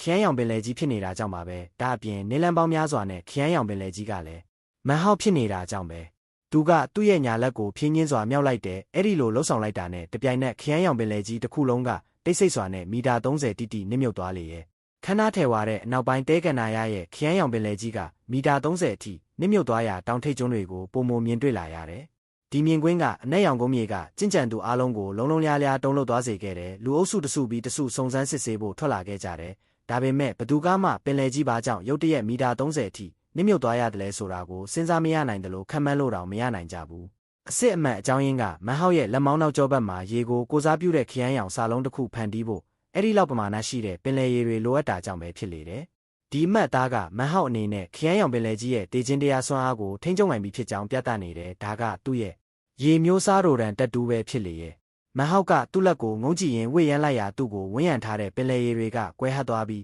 းမီတာ300အကျယ်ရှိတဲ့နေရာလွတ်တစ်ခုကိုဖန်တီးလိုက်လေရဲ့အဲ့ဒီနေရာလွတ်အတွင်းမှာရေလုံးဝမရှိတော့ဘူးတစ်ချိန်တည်းမှာပဲသွေးရောင်အလင်းတန်းတစ်ခုကသူ့ရဲ့လက်ညှိုးပေါ်မှာတောက်ပလာတယ်ဒီလင်းတန်းကသွေးရိုဒန်ရဲ့အသက်ဆွမ်းအင်ကိုကိုစားပြုပြီးမော်ဆန်စွာထွက်ပေါ်လာခြင်းဖြစ်တယ်မန်ဟောက်ရဲ့ထိန်းချုပ်မှုအောက်မှာသွေးရိုဒန်ရဲ့ပုံရိပ်ရောင်တစ်ခုကသူ့ရဲ့ညာလက်နောက်ကျောဘက်မှာဖြင်းညင်းစွာထွက်ပေါ်လာလေရဲ့အဲ့ဒီရိုဒန်ကတေခြင်းတရားကိုကိုစားပြုတဲ့ခရမ်းရောင်ပင်လယ်ရိုဒန်နဲ့ဖြင်းညင်းစွာစတင်ပေါင်းဆက်သွားတယ်အဲ့ဒီနှစ်ခုပေါင်းဆက်သွားတာနဲ့အမျှပုံရိပ်ရောင်တွေထွက်ပေါ်လာစဉ်မန်ဟောက်ရဲ့ခန္ဓာကိုယ်ကရုတ်တရက်တုံရီသွားလေတယ်။သွေးကအသက်ဆွမ်းအင်ကိုကိုစားပြုတယ်။ခရမ်းရောင်ပင်လယ်ကတေခြင်းတရားကိုကိုစားပြုတယ်။အသက်ရှင်ခြင်းနဲ့တေဆုံးခြင်းတိုက်မိတဲ့အခါအဲ့ဒါကတုတ်တင်ခြင်းပဲ။အသက်ရှင်ခြင်းနဲ့တေဆုံးခြင်းရောနှောသွားတဲ့အခါ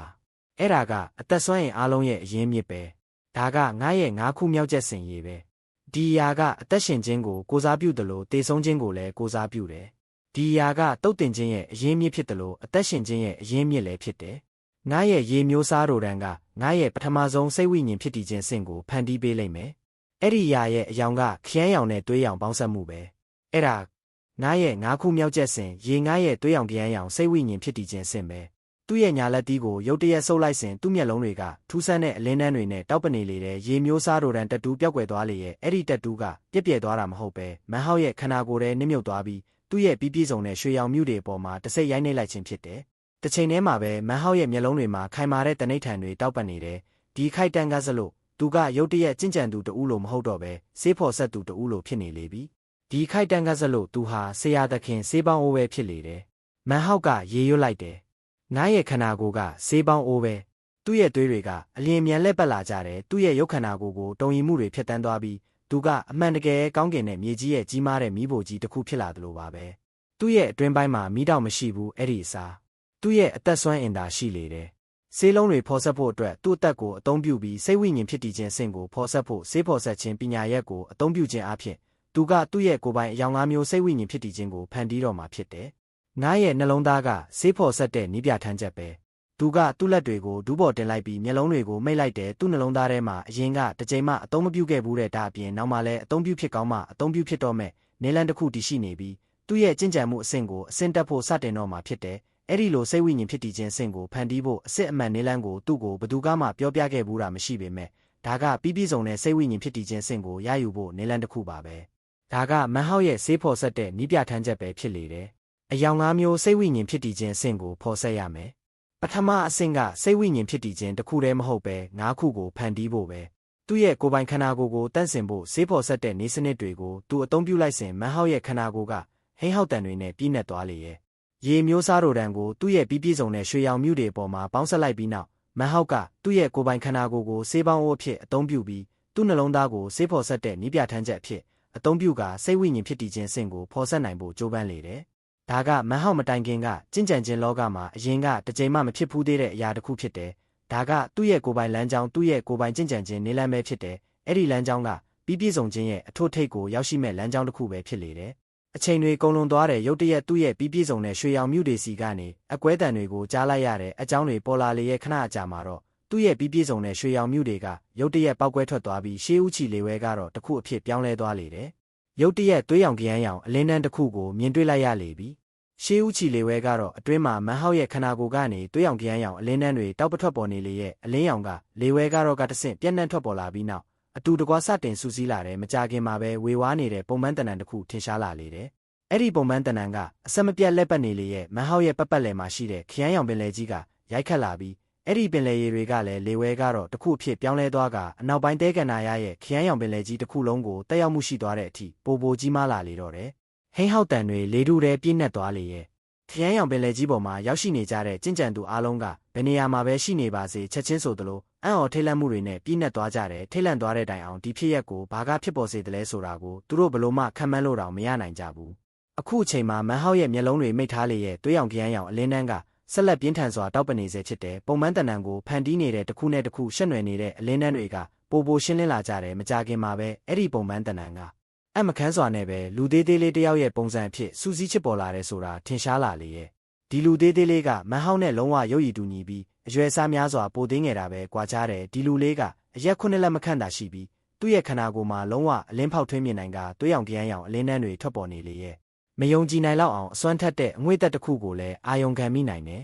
ဒီအငွေ့သက်ရဲ့ပြင်းထန်မှုကအခြားဘလို့စိတ်ဝိညာဉ်ဖြစ်တည်ခြင်းဆင့်ကျင့်ကြံသူမဆိုပိုင်ဆိုင်ထားတာထက်များစွာတာလွန်နေတယ်ဒီအငွေ့သက်ကကြီးမားတဲ့ဂိုင်းကြီးတွေကကျင့်ကြံသူတွေရဲ့အပြစ်နာစာကင်းတဲ့စိတ်ဝိညာဉ်ဖြစ်တည်ခြင်းတွေနဲ့တောင်နှိုင်းယှဉ်နိုင်လေရဲ့အဲ့ဒီလူလေးပေါ်ထွက်လာတာနဲ့တပြိုင်နက်စိတ်ဝိညာဉ်ဖြစ်တည်ခြင်းရဲ့မျက်နှာအမူအရာကရှုပ်ထွေးနေုံရတယ်ဒါပေမဲ့သူကအလျင်မြန်တတိဝင်လာပြီးသူ့ရဲ့လက်မောင်းတွေနဲ့ခြေထောက်တွေကိုဆန့်ထုတ်လိုက်လေရဲ့မန်ဟောက်ရဲ့နှလုံးသားကခုန်ပေါက်လာပြီးသူ့ရဲ့အတွင်းပိုင်းကနေအစောပိုင်းစိတ်ဝိညာဉ်ဖြစ်တည်ခြင်းဆင့်ကျင့်ကြံမှုတစ်ခုရဲ့စွမ်းအားတွေရုတ်တရက်ပေါက်ကွဲထွက်လာတော့တယ်လွန်ခဲ့တဲ့အနက်ရောင်တကားရဲတိုင်းမှာတော့ကသူကစင်တူပေမဲ့မတည်ငြိမ်တဲ့ကျင့်ကြံမှုအဆင့်တစ်ခုကိုယာယီပိုင်ဆိုင်ခဲ့ဘူးတယ်ဒီတစ်ချိန်မှာတော့ဒါကအမြဲတမ်းဖြစ်ပြီးလုံးလုံးလျားလျားသူ့ရဲ့ကိုယ်ပိုင်ရာပဲဖြစ်လေရဲ့ဒါအပြင်အဲ့ဒီအရာကအစောပိုင်းစိတ်ဝိညာဉ်ဖြစ်တည်ခြင်းအဆင့်သာရှိသေးရဲ့မဲ့အငွေ့သက်အရာကြည့်မယ်ဆိုရင်စွမ်းအားကများစွာပိုပြီးပြင်းထန်နေလေရဲ့ဒါကသွေးရောင်ခရမ်းရောင်စိတ်ဝိညာဉ်ဖြစ်တည်ခြင်းပဲဖြစ်လေတယ်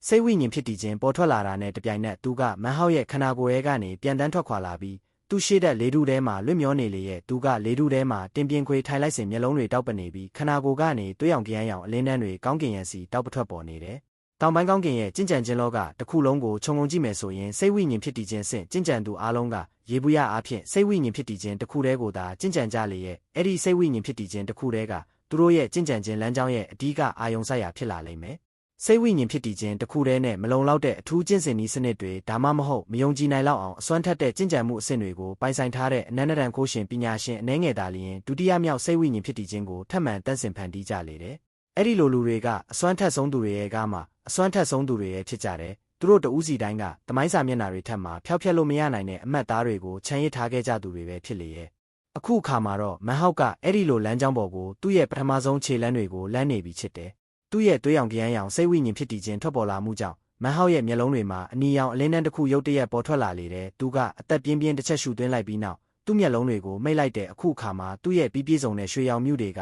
လုံးဝပြိုကွဲပျက်စီးသွားပြီဖြစ်ပြီးအဆက်မပြတ်လက်ပတ်တွေကရှေးဟောင်းအငွေ့သက်တစ်ခုထွက်ပေါ်နေတဲ့လေဝဲကတော့တစ်ခုအဖြစ်ပြောင်းလဲသွားလေပြီရုတ်တရက်မန်ဟောက်ရဲ့တတုတက်တိုတန်းတက်တူးကတောက်ပလာပြီးနောက်ဖြင်းညင်းစွာပျောက်ကွယ်သွားလေရဲ့အဲ့ဒီတက်တူးကသူ့ခန္ဓာကိုယ်ထဲနစ်မြုပ်သွားပြီးရွှေရောင်အလင်းတန်းတစ်ခုအဖြစ်ပြောင်းလဲသွားကရှေးဦးချီလေဝဲကတော့အတွင်းကိုပေါင်းဆက်သွားလေတယ်မန်ဟောက်ကခတ်တိုးတိုးရေရွတ်လိုက်တယ်ရွှေကြီးကန်းရဲ့ဝိညာဉ်စီကရလာတဲ့တတုတက်စွမ်းအားချိုးဖျက်လို့မရတဲ့တတုငါရဲ့ဆေးဖော်ဆက်တဲ့နေစနစ်တွေကိုသုံးပြီးမန်ဟောက်ရဲ့ဒုတိယမြောက်စိတ်ဝိညာဉ်ဖြစ်တည်ခြင်းကိုဖော်ဆက်ဖို့ဒါကိုငါသုံးမယ်သူ့ရဲ့ခန္ဓာကိုယ်ကိုဆေးပေါင်းအိုးဖြစ်အသုံးပြုပြီးသူ့နှလုံးသားကိုဆေးဖော်ဆက်တဲ့နိပြထမ်းချက်အဖြစ်အသုံးပြုကသူကနောက်ထပ်စိတ်ဝိညာဉ်ဖြစ်တည်ခြင်းတစ်ခုကိုထပ်မံဖော်ဆက်ဖို့စတင်လိုက်ပြန်တယ်ခဏအကြာမှာတော့သူ့ခန္ဓာကိုယ်ရဲ့ကနေပြင်းထန်တဲ့မြေဟဲတံတစ်ခုထွက်ပေါ်လာလေရဲ့ကံကောင်းထောက်မစွာနဲ့မန်ဟောက်ကပင်လယ်ကျမ်းပြင်မှာရှိနေတယ်တကယ်လို့သူသာအဲ့ဒီနေရာမှာမရှိခဲ့ရင်အဲ့ဒီအတန်ကအဝေးကြီးအထိပဲတင်ထက်သွားလိမ့်မယ်ပင်လယ်ကျမ်းပြင်မှာရှိနေတဲ့တိုင်အောင်အဲ့ဒီအတန်လိုင်းကအရက်မျက်နှာအနှံ့ပြားကိုကြီးမားတဲ့လိုင်းလုံးကြီးတွေအဖြစ်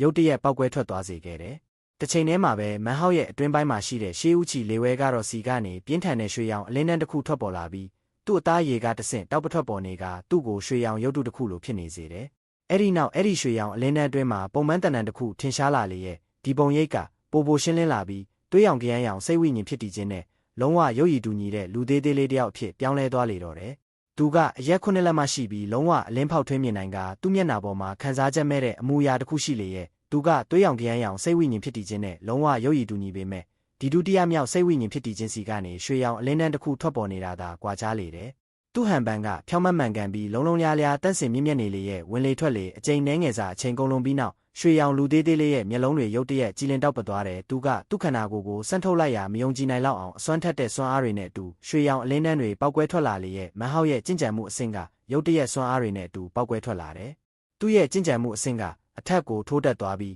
းအလယ်လက်စိတ်ဝိညာဉ်ဖြစ်တည်ခြင်းအဆင့်ကိုရောက်ရှိဖို့ခြေတလန်းသာလိုတော့တဲ့အစောပိုင်းစိတ်ဝိညာဉ်ဖြစ်တည်ခြင်းအဆင့်ရဲ့အထွတ်အထိပ်ကိုတက်လန်းသွားလေတော့တယ်ရွှေရောင်လူသေးသေးလေးကမန်ဟောက်ရဲ့ဒုတိယမြောက်စိတ်ဝိညာဉ်ဖြစ်တည်ခြင်းဖြစ်ပြီးကျက်စင်၅ပါးတတုတက်စိတ်ဝိညာဉ်ဖြစ်တည်ခြင်းပဲဖြစ်လေတယ်စိတ်ဝိညာဉ်ဖြစ်တည်ခြင်းကတောက်ပသွားပြီးမန်ဟောက်ရဲ့ခန္ဓာကိုယ်ရဲ့ကနေထိုးထွက်လာလေရဲ့သူကသွေးရောင်တရမ်းရောင်စိတ်ဝိညာဉ်ဖြစ်တည်ခြင်းလိုပဲပြန်တန်းထွက်လာပေမဲ့ကွဲပြားတဲ့အရက်မျက်နှာတစ်ခုစီကိုဖြစ်ကအဲ့ဒီနေရာမှာရက်တက်လိုက်ပြီးပထမစိတ်ဝိညာဉ်ဖြစ်တည်ခြင်းကိုမျက်နှာမူလိုက်တယ်မယုံကြည်နိုင်လောက်အောင်အစွမ်းထက်တဲ့အငွေ့သက်တစ်ခုကအရက်မျက်နှာအနှံ့ပြားကိုလိုင်းထပ်သွားလေတယ်မန်ဟောက်ရဲ့ကြင်ကြံမှုအဆင့်ကမယုံကြည်နိုင်လောက်အောင်ပြင်းထန်မှုတွေနဲ့တက်လိုက်ကြလိုက်ဖြစ်နေလေရဲ့သူ့နဖူးပေါ်ကတစ်သားတက်တိုတန်တက်တူးကမင်းမိန်စပြူလာစဉ်သူမျက်လုံးတွေကိုမိတ်ကအသက်ပြင်းပြင်းတစ်ချက်ရှူသွင်းလိုက်တယ်မန်ဟောက်ကသူ့ဘာသာဒီတိုးရေရွတ်လိုက်တယ်တတုတက်နဲ့ရေဓာတ်တွေကိုစိတ်ဝိညာဉ်ဖြစ်တည်ခြင်းတွေအဖြစ်ဖော်ဆက်ပြီးသွားပြီအခုတစ်သားတက်အတွက်အချိန်ရောက်ပြီ9ခုမြောက်ပင်လယ်ထဲကစိမ့်ပြရောင်တစ်ပင်ကငါရဲ့တတိယမြောက်စိတ်ဝိညာဉ်ဖြစ်တည်ခြင်းဖြစ်လာလိမ့်မယ်တစ်သားတက်စိတ်ဝိညာဉ်ဖြစ်တည်ခြင်းပေါ့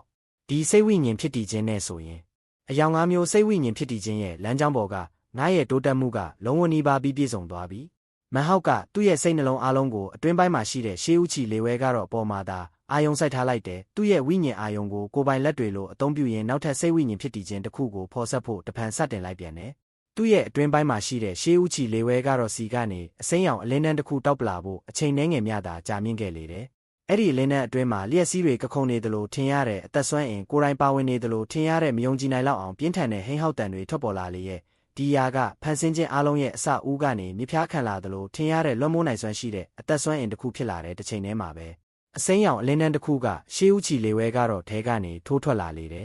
်အလင်းတန်းကလှည့်ပတ်သွားပြီးခြေလက်လေးဖက်နဲ့ခေါင်းတစ်လုံးရဲ့ပုံမှန်တန်တန်ကိုဖန်တီးလိုက်လေရဲ့မျက်နှာသွင်ပြင်တွေပေါ်ထွက်လာတယ်မျက်လုံးတွေရုတ်တရက်ပွင့်လာပြီးမျက်စိချင်းမတက်ဆူးရှားတဲ့အစိမ်းရောင်အလင်းတန်းနဲ့တောက်ပလာလေတော့တယ်မန်ဟောက်ရဲ့တစ်သားတက်စိတ်ဝိညာဉ်ဖြစ်တည်ခြင်းရုတ်တရက်ပေါ်ထွက်လာလေပြီတစ်သားတက်စိတ်ဝိညာဉ်ဖြစ်တည်ခြင်းပေါ်ထွက်လာတဲ့အခိုက်အတန့်မှာတင်မန်ဟောက်ရဲ့ကြင်ကြံမှုအဆင့်ကအထက်ကိုထိုးတက်သွားပြီးအစောပိုင်းစိတ်ဝိညာဉ်ဖြစ်တည်ခြင်းအဆင့်ကိုချိုးဖောက်ကာအလယ်လက်စိတ်ဝိညာဉ်ဖြစ်တည်ခြင်းအဆင့်စီလုံးလုံးလျားလျားဝင်ရောက်သွားလေတော့တယ်စိတ်ဝိညာဉ်ဖြစ်တည်ခြင်း၃ခုတကယ်လို့ပြင်ပလူတဦးဦးသာဒီမြင်ကွင်းကိုမြင်တွေ့နိုင်ခဲ့မယ်ဆိုရင်အဲ့ဒီလူကတေချာပေါက်အံ့အားသင့်မင့်တက်သွားမှာဖြစ်ပြီးမယုံကြည်နိုင်လောက်အောင်ထိတ်လန့်သွားလိမ့်မယ်ရှေးခေတ်ကာလကနေအခုအချိန်ထိစိတ်ဝိညာဉ်ဖြစ်တည်ခြင်း၃ခုပိုင်ဆိုင်ထားတဲ့ကြင်ကြံသူတွေဟာဖိနစ်အမွေးနဲ့ကြည်လင်ဦးချိုတွေလိုရှားပါလာတယ်ဖြစ်နိုင်တာကလူ၁၀ဦးခန့်သာဒီလိုလှုပ်ဆောင်နိုင်ခဲ့ဘူးပြီးအဲ့ဒါကလည်းလွန်ခဲ့တဲ့နှစ်ပေါင်း1000ကအတိတ်မှာဖြစ်လေရဲ့အခုအချိန်မှာမန်ဟောက်ကတတိယမြောက်စိတ်ဝိညာဉ်ဖြစ်တည်ခြင်းကိုအောင်မြင်စွာဖော်ဆက်နိုင်ခဲ့လေပြီဒါပေမဲ့အယောင်၅မျိုးစိတ်ဝိညာဉ်ဖြစ်တည်ခြင်းကိုဖော်ဆက်တဲ့လမ်းကြောင်းရဆိုရင်ပထမအဆင့်ကလုံးဝပြီးပြည့်စုံခြင်းမရှိသေးဘူးဒီအချက်ကိုထောက်ရှုခြင်းအဖြစ်မန်ဟောက်ရဲ့စိတ်ဝိညာဉ်ဖြစ်တည်ခြင်းဖော်ဆက်တဲ့နေလန်းကလုံးလုံးလျားလျားအသစ်အဆန်းဖြစ်နေတာကိုမြင်တွေ့နိုင်လေတယ်မန်ဟောက်က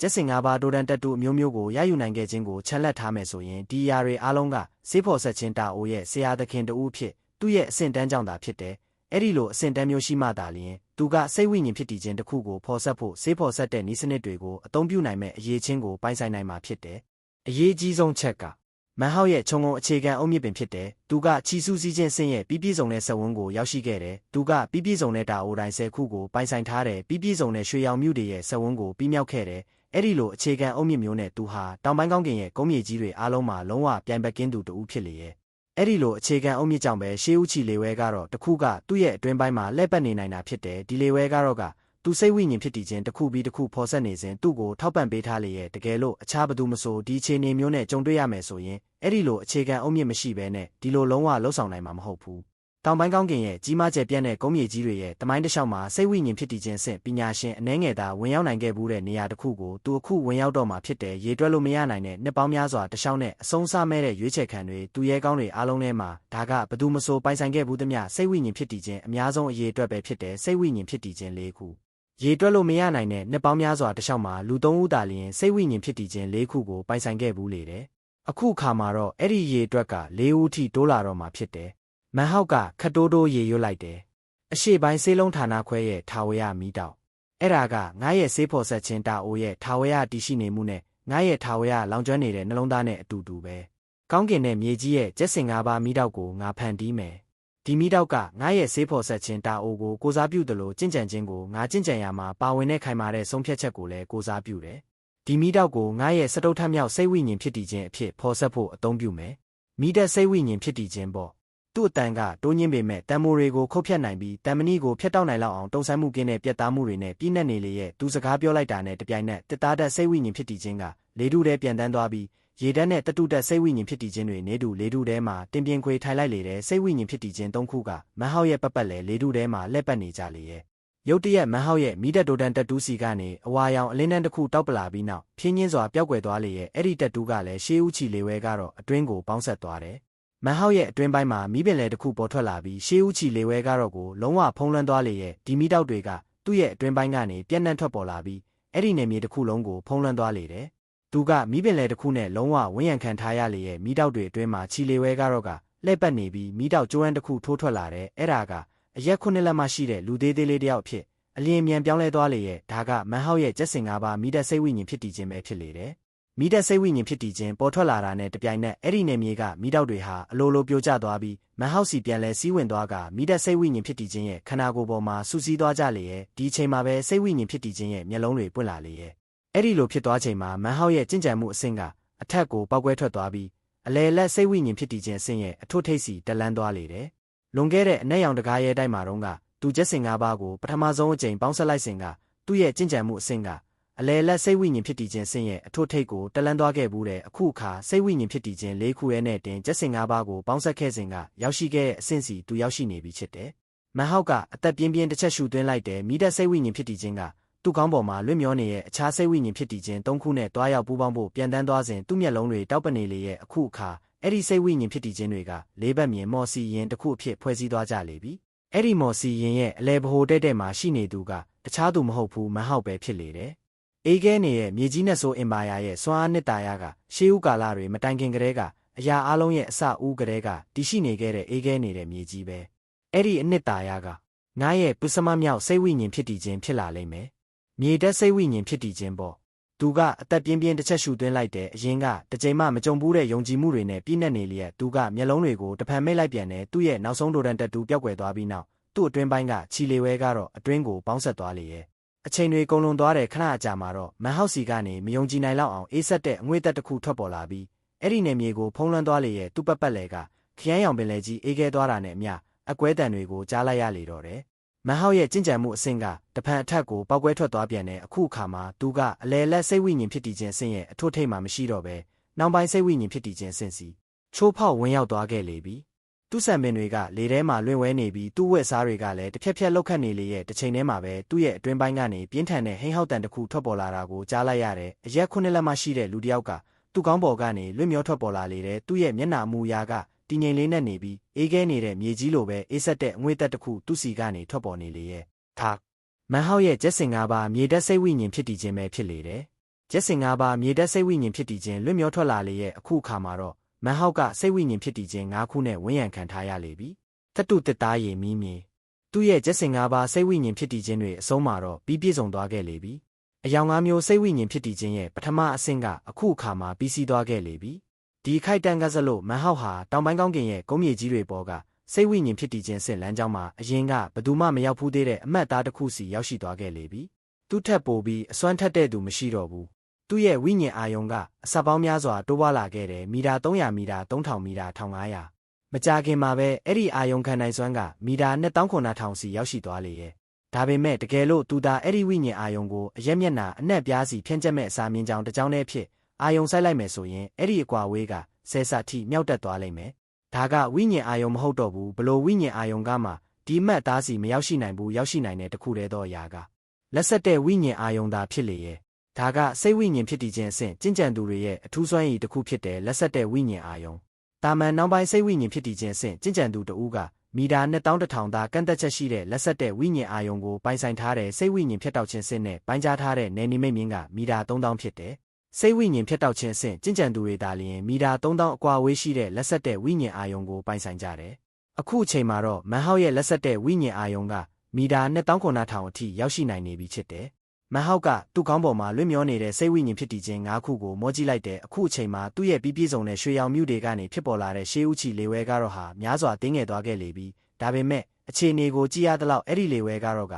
အမှန်တကယ်ပဲ6ခုမြောက်စိတ်ဝိညာဉ်ဖြစ်တည်ခြင်းကိုဖော်ဆက်ဖို့လုံလောက်ပုံရလေရဲ့မန်ဟောက်ကကျက်စင်၅ပါးစိတ်ဝိညာဉ်ဖြစ်တည်ခြင်းတွေကိုအတွေးနဲ့စွာနဲ့ကြည့်လိုက်ပြီးသူ့ရဲ့နောက်ပိုင်းစိတ်ဝိညာဉ်ဖြစ်တည်ခြင်းဆင့်ကျင့်ကြံမှုရဲ့အဆုံးအစမဲ့ကျေပြတ်မှုကိုခန်းစားလိုက်ရတယ်သူကအသက်ပြင်းပြင်းတစ်ချက်ရှူသွင်းလိုက်တယ်သူကျင့်ကြံခြင်းကိုကျင့်ကြံလာခဲ့တာအနှစ်200တောင်မပြည့်သေးပါဘူးကျိုးတိုင်းပြည်မှာတာမညကျင့်ကြံသူတဦးဖြစ်သူစတင်ခဲ့တယ်သူလျှောက်လန်းခဲ့တဲ့လမ်းကြောင်းကသူ့ကိုနောက်ပိုင်းစိတ်ဝိညာဉ်ဖြစ်တည်ခြင်းဆင့်ပညာရှင်တဦးဖြစ်လာတဲ့အခုအခိုက်အတန့်လေးစီကိုခေါ်ဆောင်လာခဲ့တာဖြစ်တယ်လမ်းတစ်လျှောက်ကအမတ်တရတွေအားလုံးဟာစိတ်ကူးရင်ပုံပြင်တပုတ်လိုပဲထင်ရလေရဲ့သူ့ရဲ့ကျက်စင်၅ပါးစိတ်ဝိညာဉ်ဖြစ်တည်ခြင်းတွေစူးစီးပြီးစီးသွားပြီဖြစ်တယ်ပထမအဆင့်ပြီးမြောက်သွားပြီဖြစ်တယ်အခုဒုတိယခြေလှမ်းကိုလမ်းဖို့အချိန်ရောက်လာပြီဖြစ်တယ်အဲ့ဒီဒုတိယခြေလှမ်းကကျက်စင်၅ပါးကိုပေါင်းဆက်ခြင်းပဲဖြစ်တယ်ပေါင်းဆက်ပြီးသွားတာနဲ့တပြိုင်နက်သူကအယောင်၅မျိုးအထွတ်ထိပ်ပုံကိုယ်တူဖြစ်လာလိမ့်မယ်ဒါပေမဲ့မန်ဟောက်ရဲ့မျက်လုံးတွေမှာတုံဆိုင်မှုတစ်ချက်တောက်ပတ်သွားပြီးသူမျက်မှောင်ကျုပ်လိုက်တယ်မန်ဟောက်ကတွေးလိုက်တယ်ချီစူးစီးခြင်းအဆင့်73ဆင့်ကပြီးပြည့်စုံတဲ့စက်ဝန်းတစ်ခုကိုဖန်တီးခဲ့တယ်ငါရဲ့ပြီးပြည့်စုံတဲ့အုတ်မြစ်တီဆောက်ခြင်းအဆင့်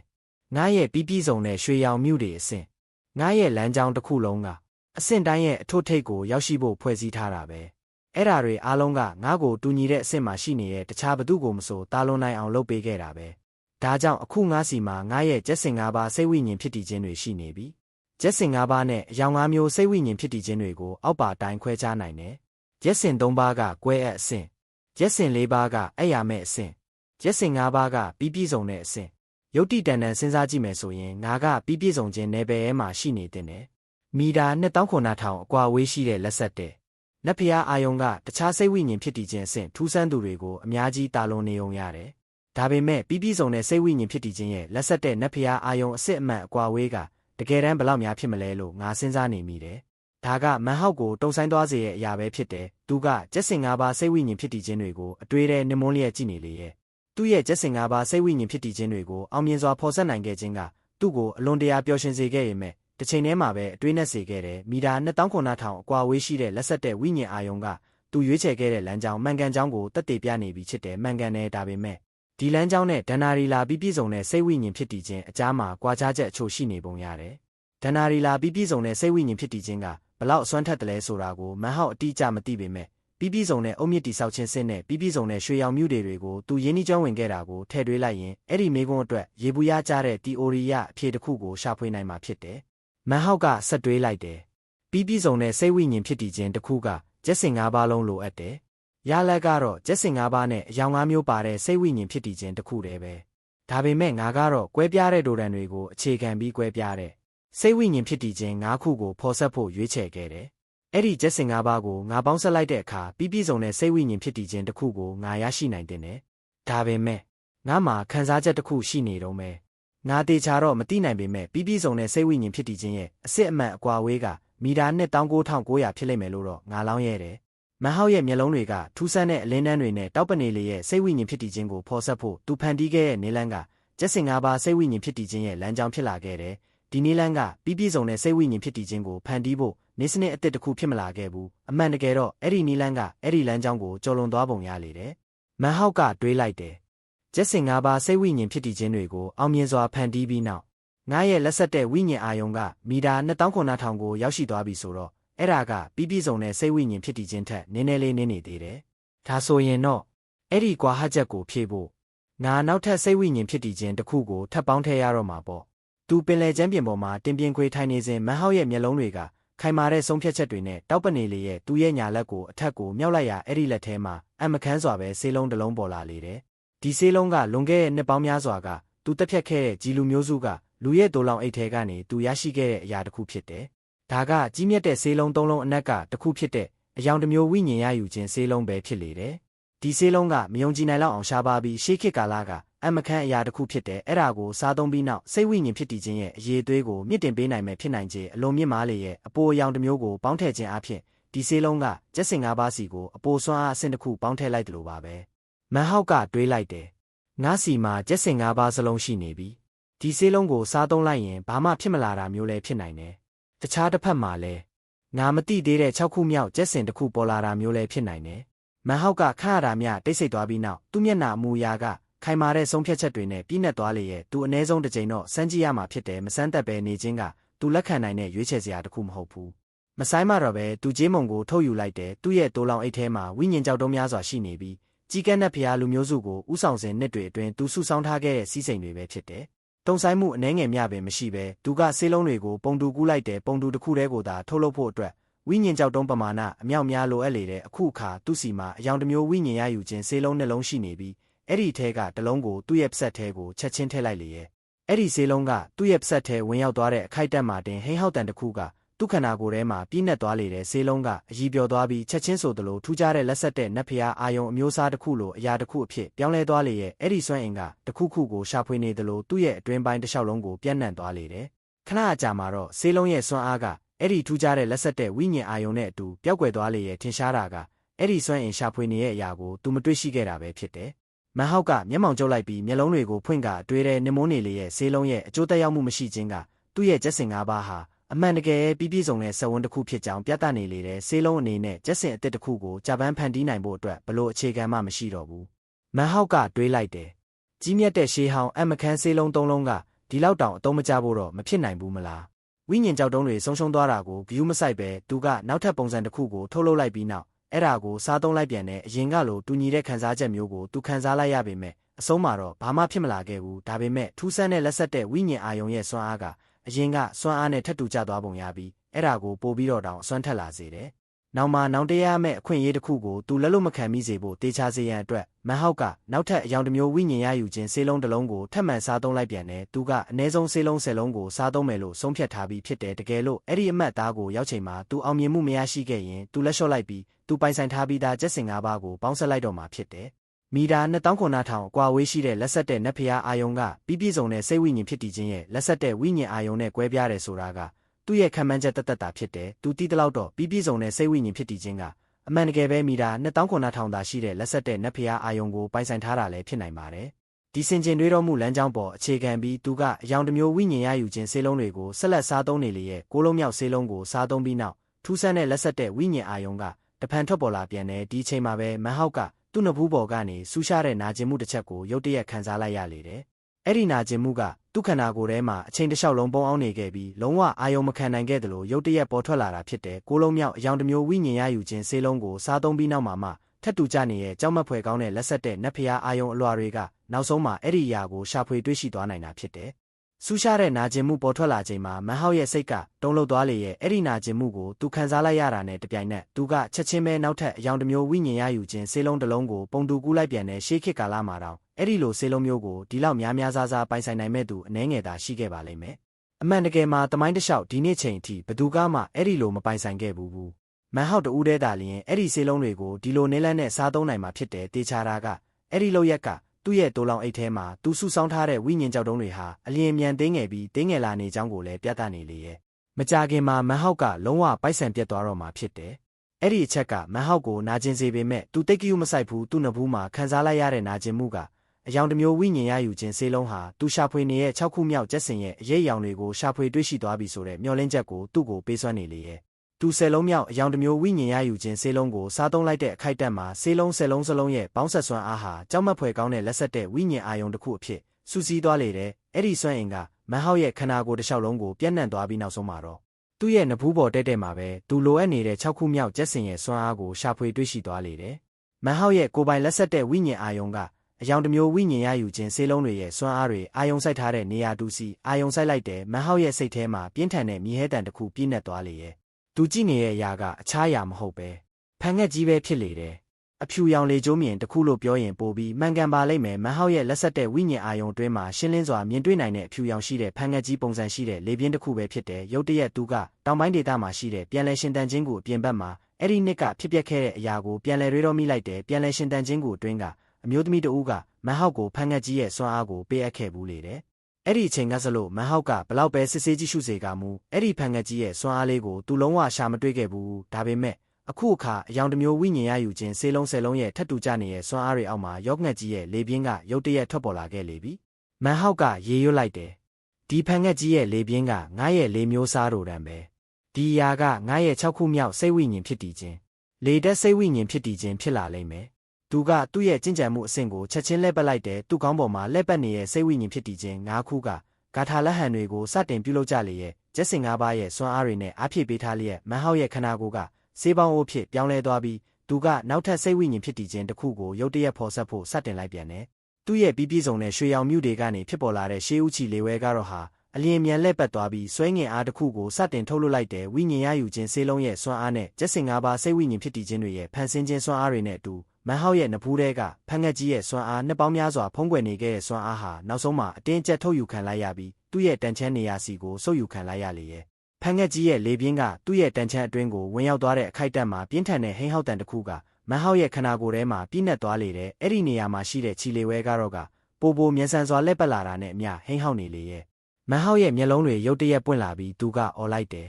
ငါရဲ့လေဓာတ်စိတ်ဝိညာဉ်ဖြစ်တည်ခြင်းကိုဖော်ဆက်ဖို့အချိန်ရောက်ပြီခြီလေဝဲကတော့ကရုတ်တရက်သူ့ဘာသာသူတင်းငယ်သွားပြီးအဖြူရောင်ရှိတဲ့အရက်ခုနှစ်လက်မှအရွယ်လူသေးသေးလေးတစ်ယောက်ဖြစ်ပြောင်းလဲသွားစဉ်သူ့ခန္ဓာကိုယ်ထဲမှာထူရိုက်တံတစ်ခုပြည့်နှက်သွားလေတယ်သူကမန်ဟောက်နဲ့လုံးဝရုပ်ရည်တူညီလေရဲ့ဒါကမန်ဟောက်ရဲ့6ခုမြောက်စိတ်ဝိညာဉ်ဖြစ်တည်ခြင်းလေဓာတ်စိတ်ဝိညာဉ်ဖြစ်တည်ခြင်းပဲဖြစ်လေတယ်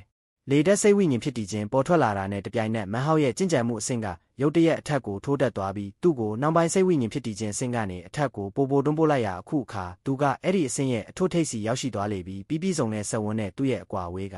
ခြေတလန်းသာလိုတော့တယ်တစ်ချိန်တည်းမှာပဲမန်ဟောက်ရဲ့လက်ဆက်တဲ့ဝိညာဉ်အာယုံကယူသွတ်စွာကျယ်ပြန့်လာလေရဲ့မီတာ29,200မီတာ19,900မီတာ28,000နောက်ဆုံးမှာအဲ့ဒီအာယုံခံနိုင်စွမ်းကမီတာ29,900စီရောက်ရှိသွားချိန်မှာတဖြည်းဖြည်းနှေးကွေးလာလေတဲ့အဆုံးမှာတော့အဲ့ဒါကမီတာ29,900မှာရပ်တန့်သွားလေတယ်မန်ဟောက်ကခေါင်းကိုမော့ကမတ်တက်ရက်လိုက်တယ်သူမတ်တက်ရက်လိုက်တာနဲ့အမျှလေဓာတ်စိတ်ဝိညာဉ်ဖြစ်တည်ခြင်းကအခြားစိတ်ဝိညာဉ်ဖြစ်တည်ခြင်းတွေနဲ့တွားရောက်ပူးပေါင်းဖို့သူ့ကောင်းပေါ်ကနေထွက်ပေါ်လာလေရဲ့သူတို့စီကနေအလင်းတန်းတွေတောက်ပထွက်ပေါ်လာပြီး6,000ကျယ်တစ်ခုအဖြစ်ဖွဲ့စည်းသွားကြလေတယ်ပြီးပြည့်စုံတဲ့စိတ်ဝိညာဉ်ဖြစ်တည်ခြင်း